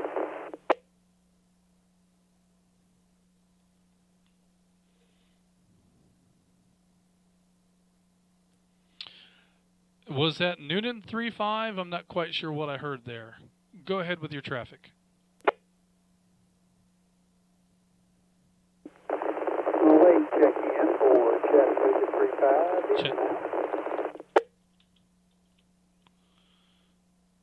Okay, Chattanooga 3-5, late check-in. Can you come back with your name and location, please?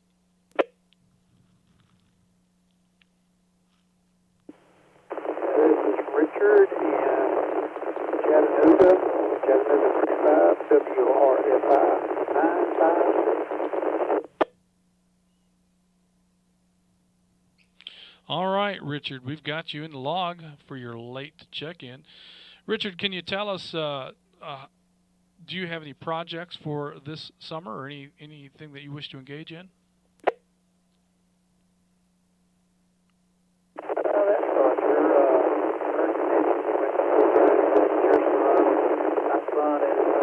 Stationed up in Fort Strong, upstate New York. So I'm planning on trying to make something in that area.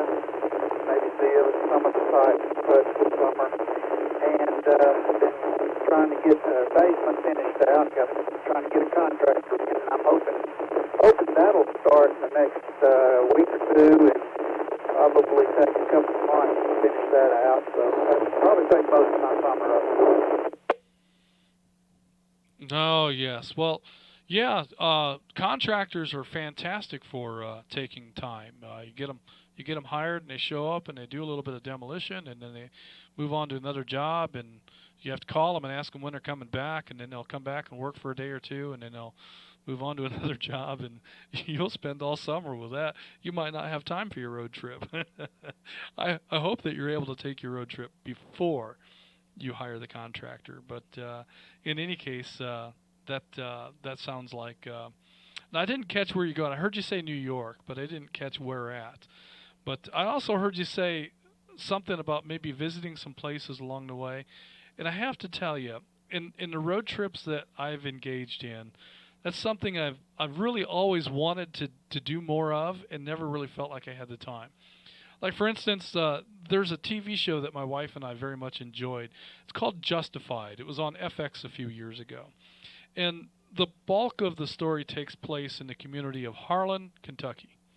And Harlan is maybe an hour off of I-75, and we travel I-75 all the time when we go back up to Indiana. And I can't tell you how many times I thought, man, it'd be cool to just take that little detour and go spend an afternoon exploring the town of Harlan. There's probably nothing in the town that relates to the TV show, but I'd still like to do it. I'm very curious about it, and Harlan has a very interesting history in terms of coal miner wars and and things that took place in the 60s and 70s with coal miner strikes and shooting wars with that. So I would love to engage in a little bit of that history along the way. And there's other places I'd like to see too. So I hope that you are able to take some time on your trip and see some of those things. With that, I'm going to go ahead and open up the floor one more time for late check-ins, and the floor is open. Any questions or comments? Net control standing by. Late check-in, Atlanta 60, WQYU 407, Gary in Noonan.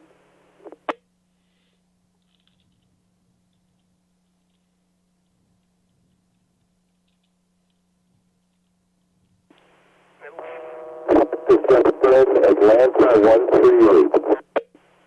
Mike in Woodstock.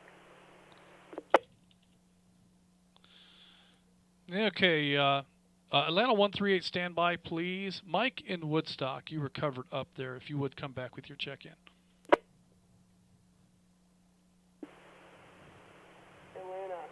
102, checking in. Okay, Atlanta 102. All right, let me go ahead and acknowledge we have Atlanta 60, Gary in Noonan. And we have 138 coming back with a comment. I guess practice might be over or he's taking a break. So we'll get to a 138 right away here. And we have Atlanta 102, Mike in Noonan. Thank you, Mike, for checking in with us. Let me go first to Atlanta 138 because he might have to step back in and finish up practice. Robert, go ahead. Let's just send practice is over. We ended for the night. But I'm coming back into the radio. All right, Robert. Well, do you have any projects that you'd like to engage in this summer?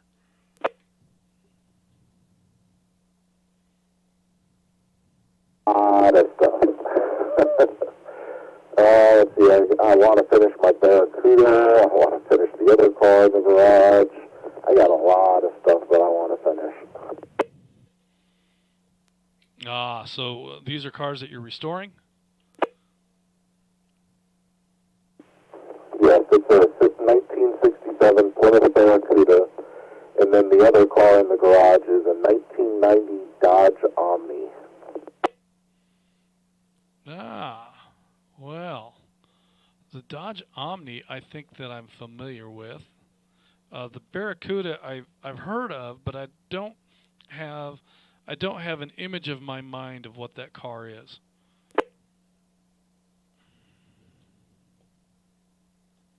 Little four-door hatchback thing that Chrysler came out with in 1978 and went until 1990. It was the quote Saver Chrysler during the 80s. Yes, the Lee Iacocca days.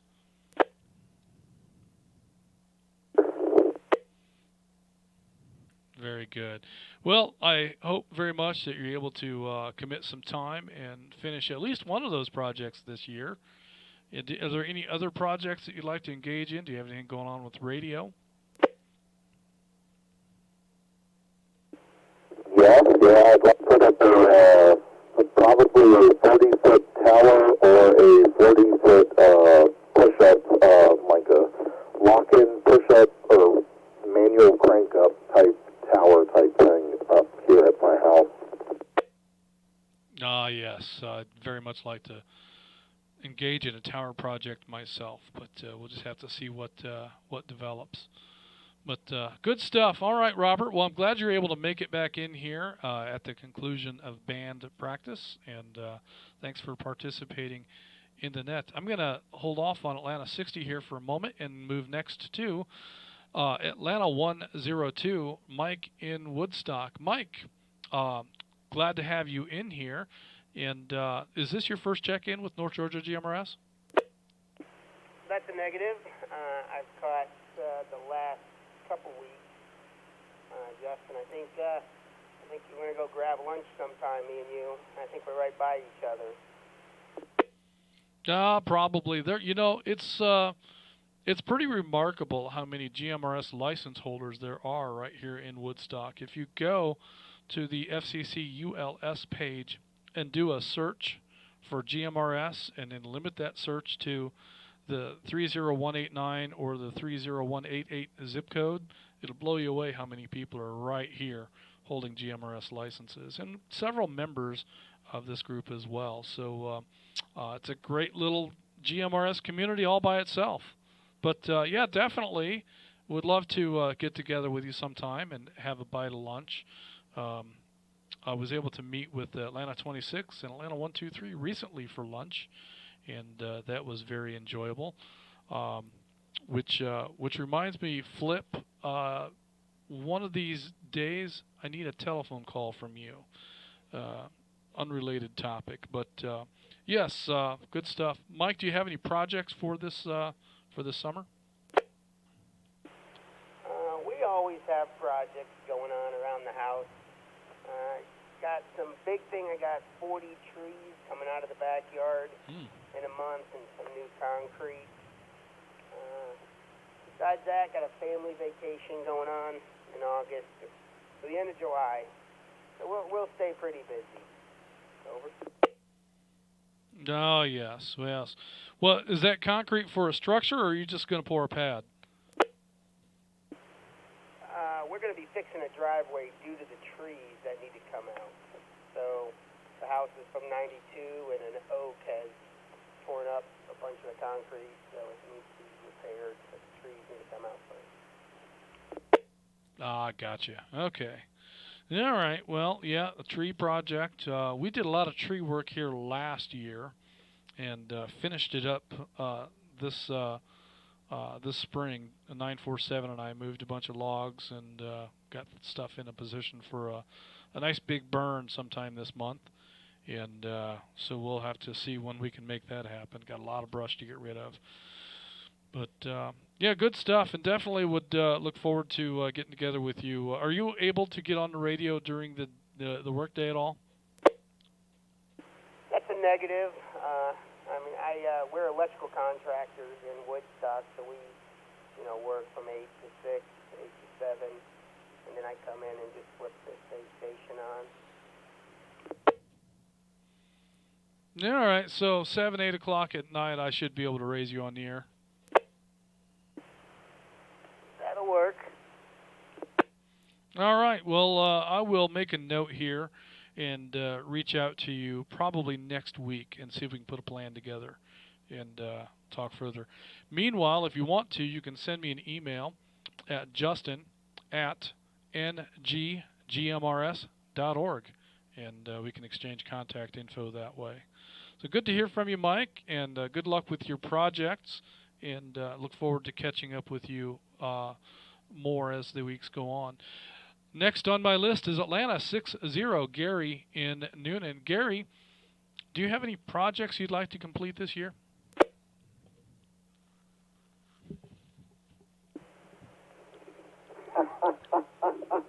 Yeah, that's a great question. Might be a couple we'll review here in just a minute, but I do want to take a moment to say great job and welcome to everybody on the net tonight. It's been an interesting topic to listen to, and it sounds like folks are truly engaged in their hobby of two-way radio. But what triggered me to want to check in is I want to add some information to your story about silverware disappearing. Well, I can hardly wait to hear the story.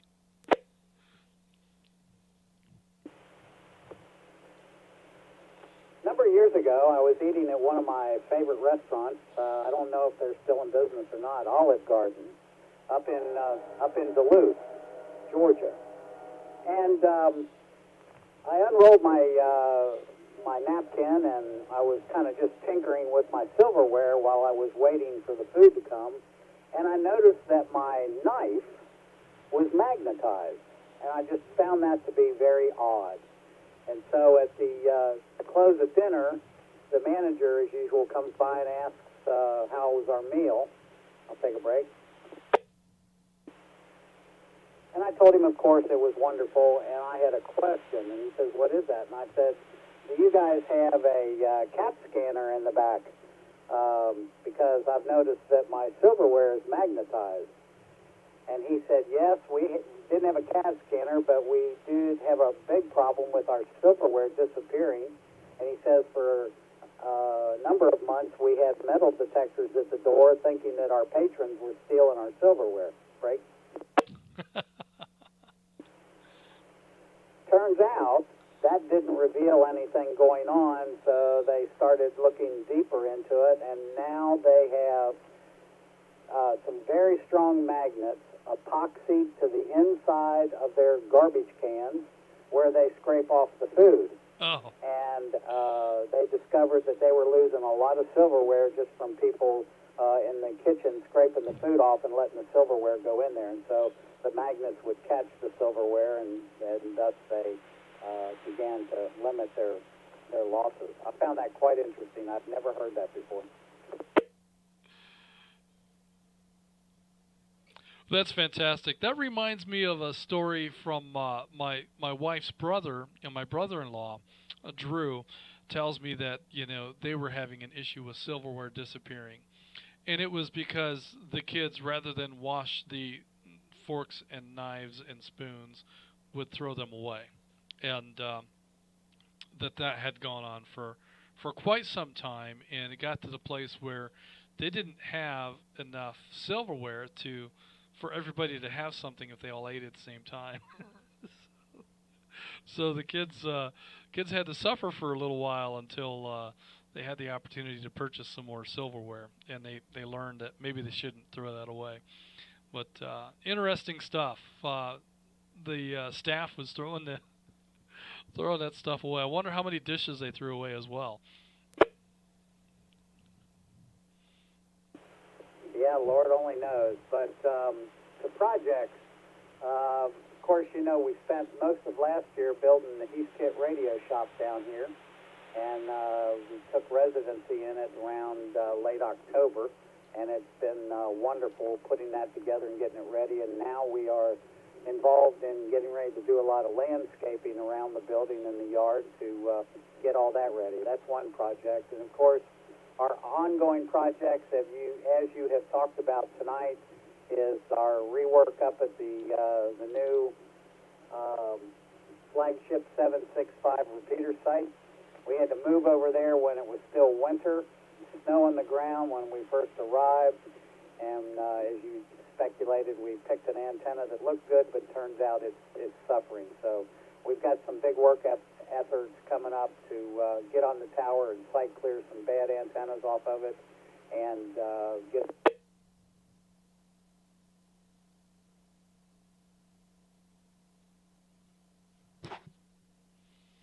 I think the timeout timer got you, Gary. We heard you talk about site clearing some equipment off of the tower, and then you dropped out.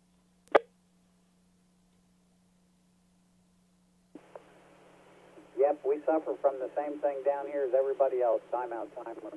Yep, we got some old defective equipment we're going to site clear off of the tower, and then put up some new antennas and new heliacs, and I want everybody to know that when we return that site back to normal, it is going to be even stronger and better than what they were used to in the past. So we're looking forward to that work coming up in the next few weeks.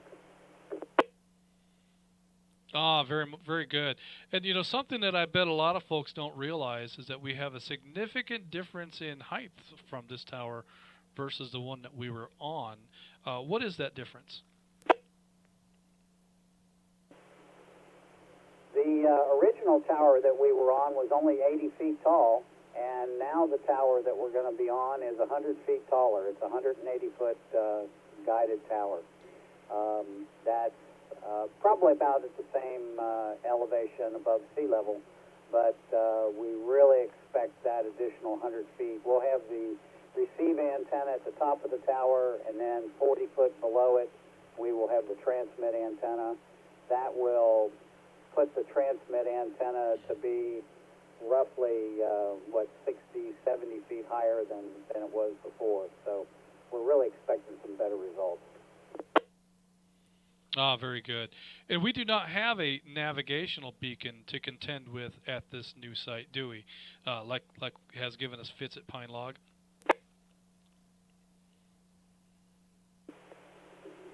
No, we do not. Since the tower is under 200 feet, it doesn't require a navigation beacon on it. So we don't have to worry about that noise. And aside from one amateur repeater that's on it with us, it's at 220 megahertz. So it's no RF threat to our equipment. So we're expecting, as usual, a nice, quiet site. I've been monitoring the new Cradle Point digital modem that we have up at the site right now, and it's working very well, I do believe, and it looks like our consumption of data is extremely exciting to see that happen in low numbers. That's very positive. Excellent. Yes, I know that you were using tonight's net as a sort of a load test to determine whether or not that device would handle the the density of traffic that we generate during a net. So that's good stuff. And I have to, after having been to that site, I'm excited because there's so many things that this site has to offer that are advantages over Pine Log and the old Sassafras site. And so I'm very excited about the potential here, and very much look forward to what we can do to springboard from this. So great opportunity, and I'm very pleased you were able to capitalize on that. Do you have anything else you'd like to add about additional projects or things that are going on with North Georgia GMRS?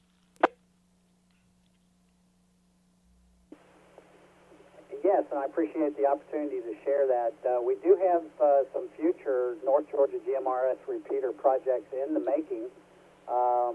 One of them is going to be in the city of Griffin, Georgia. We're involved in negotiations and putting a repeater up on top of the hospital, on a 100-foot tower on the hospital in Griffin. We're also entertaining and getting ready to look at a possibility of adding a repeater in Bremen, Georgia. We really have needed one in the western side of our region, and we started last month to get ready to do that, and the rain kind of flooded us out. So just as soon as I break free from other pending projects right now, I'm going to make a chance to get over there with Greg and check that site out. I'll break. And of course, we are working on our Blue Ridge 700 repeater. It's down at the moment, I understand.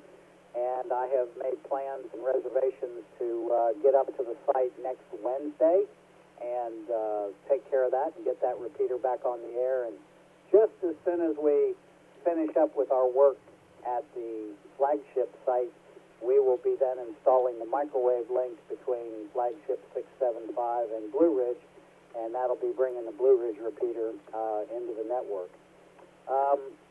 That's pretty much it for now that I can remember off the top of my head with repeater projects. One other one, which will probably take place in the fall, will be a site that I've looked at several times and never did anything with, and so now I'm revisiting it, and that's a site on a 380-foot guided tower in Lula, Georgia.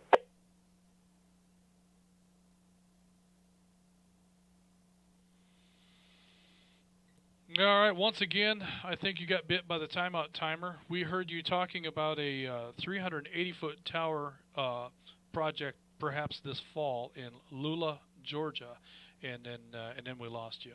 So come on back. Yes, exactly. And when I take a look at the Noonan repeater tomorrow for its timeout timer, I think I'll jump on my base station here and take care of that also. Yeah, the tower is going to be a real high-profile tower for the folks in Gainesville, Murrayville, and places in that region over there. So that'll be carrying us out. So hopefully knowledge and experience and war stories and everything else that we can tell. Of course, the challenge for me right now is to take the time to write the syllabus for the class and have everything organized and together. But the COVID situation has definitely put a crimp in that, but I'm positive as we all begin to get vaccinated and the infestation levels continue to drop, that we'll be able to open up socially and enjoy that possibility. So I'm forecasting possibly we may start some classes up in the late summer, early fall. Well, I'm not going to hold you to that because I know there's so much going on, and there's just folks just don't realize the time that it takes to prepare for and put materials together, and there's a lot of detail that goes into these sites too. Little things that you might not readily think about. Like for instance, when we were at the Blue Ridge site, one of the first things that I saw Gary engage in was making sure that the site was adequately grounded, and it was not. And so Gary had to spend some time and effort and material making some corrections to the grounding system at the Blue Ridge site to protect the equipment that was going in there. So it's not just as simple as showing up with a box and plugging it in. There's more to it than that. And as we found with the flagship site, that antenna tested. I saw it on the Rig Expert. That site tested with an SWR of 1.12, and should have been an excellent performing site for us, excellent performing antenna for us. But as time has illustrated, that antenna has an issue, and so Gary has a plan to resolve that. And specifically what that plan is, I don't know. I think he's going to replace it. Maybe he's going to repair it. Whatever's going to happen is going to be at 180-foot level, and I will be on the ground. So, but whatever the case may be, I know that when he's done, we'll definitely have an improvement there. So I just want to say thanks, Gary, for all of the time, effort, and labor that you've put into this, physically, mentally, etc. And really appreciate your efforts in making the infrastructure of this network as solid as it is. And I know that many in the group here would come alongside and echo that. So thank you for that. Gary, do you have any other comments you'd like to make before we close the net? Oh, you know me. I'm so proud of the group and the organization. I could talk forever about it, but I'm going to shut it down for now. I'm sure there might be some other people out there that would like to get on the net. But look forward to more evenings like this. Maybe next Thursday we'll divulge some more technical information and what's going on and keep everybody informed. But again, everybody, thank you for joining in on the net tonight. Justin's doing a great job, a great moderator, and we're very lucky to have him helping us. So everybody had a great evening, and this will be Atlanta 60 clear, WQYU 407. All right, Gary. Well, thank you for checking in with us this evening. Really appreciate you taking that time and sharing the detailed information, because you know, so many times when I have these conversations with Gary, by the time I sit down in this chair and I'm in a position to share it with the membership, I've forgotten details. I don't take very good notes, and sometimes I just plain get things wrong. So it's great to hear what's really going on right from the source. And with that, I'm going to go ahead and we're going to wrap this one up. It's gone on long enough, and I think that we can definitely save what's left for the next time around. So with that in mind, this will conclude the North Georgia GMRS Regional Net. Tonight we had a total of 27 check-ins. I know it says 28, but 138 is in there twice. So 27 check-ins tonight, including myself. This will conclude the net tonight. Net Control will now be returning the repeaters back to normal use. Everyone who signed in should sign out. Thank you for allowing me to serve as your net control this evening. Good night, everyone. This is Atlanta 946, WQIR 514. Oh, you know what? I have one more check-in. I have one more check-in that I have to take before I can close the net. Atlanta 911 has asked for a late check-in. Atlanta 911, are you there? This is Atlanta 911, WARS 515, Sandra in Woodside. Yes, that's it. Thank you. Good updating on tonight with all the information from the...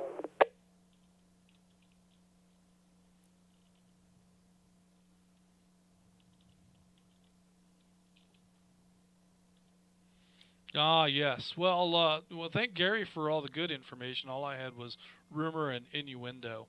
But glad you're able to check in with us tonight. That microphone seems to be working well. And tell me, do you have any projects for this summer? Well, I'm glad that the microphone is working well.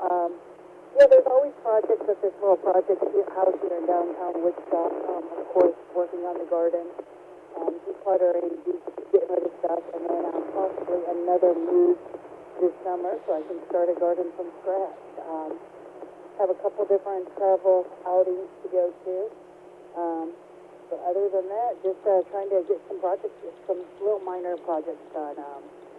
Trying to get the vanity in the bathroom, get the the front door finally painted, get the front deck or the front porch painted, etc. So, a lot of little stuff.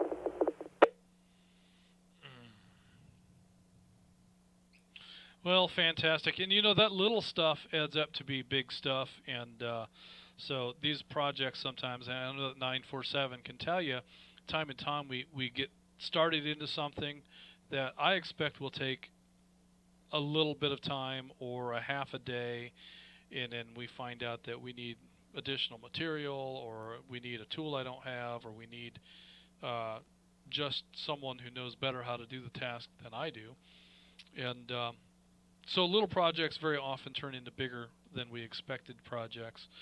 I know that the Tiki Bar was going to take 2 weekends, and it took all summer. But that's just the way things go around here, and I'm sure it's that way for you too. You get engaged in something that you think you can knock out in a few minutes, and then the next thing you know, you're calling it for the day with plans to pick it up again tomorrow morning. So, and I don't know a thing about gardening, so I'm going to leave that all up to you. We'll hold a gardening net one of these days, probably on a Sunday morning at 5 a.m. But in any case, with that, I'm going to go ahead and wrap this up. So now we actually do have 28 check-ins. This will conclude the North Georgia GMRS Regional Net. Everyone who signed in should sign out. And thank you for allowing me to serve as your net control this evening. Good night, everyone. This is Atlanta 946, WQIR 514. I'm clear.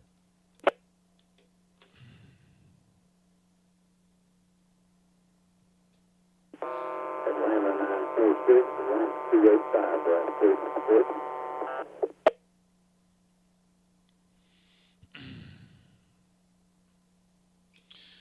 Atlanta 285, Atlanta 946 acknowledging. Go ahead. Doing now. Yes. Which one now? Here in front of Walmart.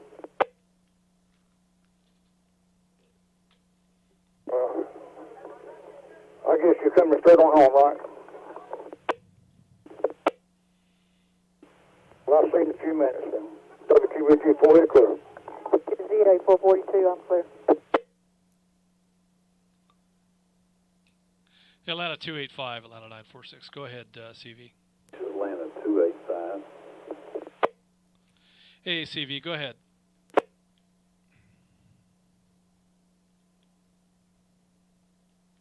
I think there was Atlanta 946, caught half of the transmission. Over. Yes, CV, this is Atlanta 946. Go ahead. Roger. Great job tonight. Glad to hear 6-0 in there tonight. And just wanted to let you know that was a good net. Over. I appreciate that, CV. Thank you very much for your comments, and thanks for hanging in there with us and enduring this crazy long net 2 hours tonight. But yeah, I enjoyed doing it, and that's why we're here. So with that, I'm going to go ahead and clear and let everybody else go ahead and get cleared up, and we'll call it a night. Thank you again for your comments. WQIR 514 Atlanta 946 clear. All right, let's see. Roger that, 946. I'd be interested in hearing 911's information on gardening. Got a great interest in that. But we'll talk to her later. This is Atlanta 285, WRKN 234, clear.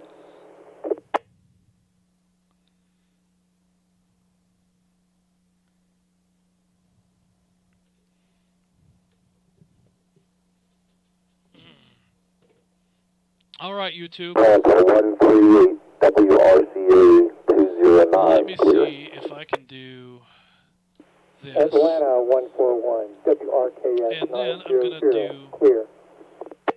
this, and that should mute the radio. Okay, thanks for hanging out with us this evening. It was great having you along. It was a long net. I did see that we had an interruption at one point. I tried to resolve that quickly. I think I did. And in any case, I really, really appreciate all of you sticking in Atlanta watching this 780, program. WQUV 439, I muted clear. that. There we go. So anyway, we'll definitely do this again, hopefully next week. This will be WQIR 514 Atlanta 946, Justin in Woodstock. Good night, everyone.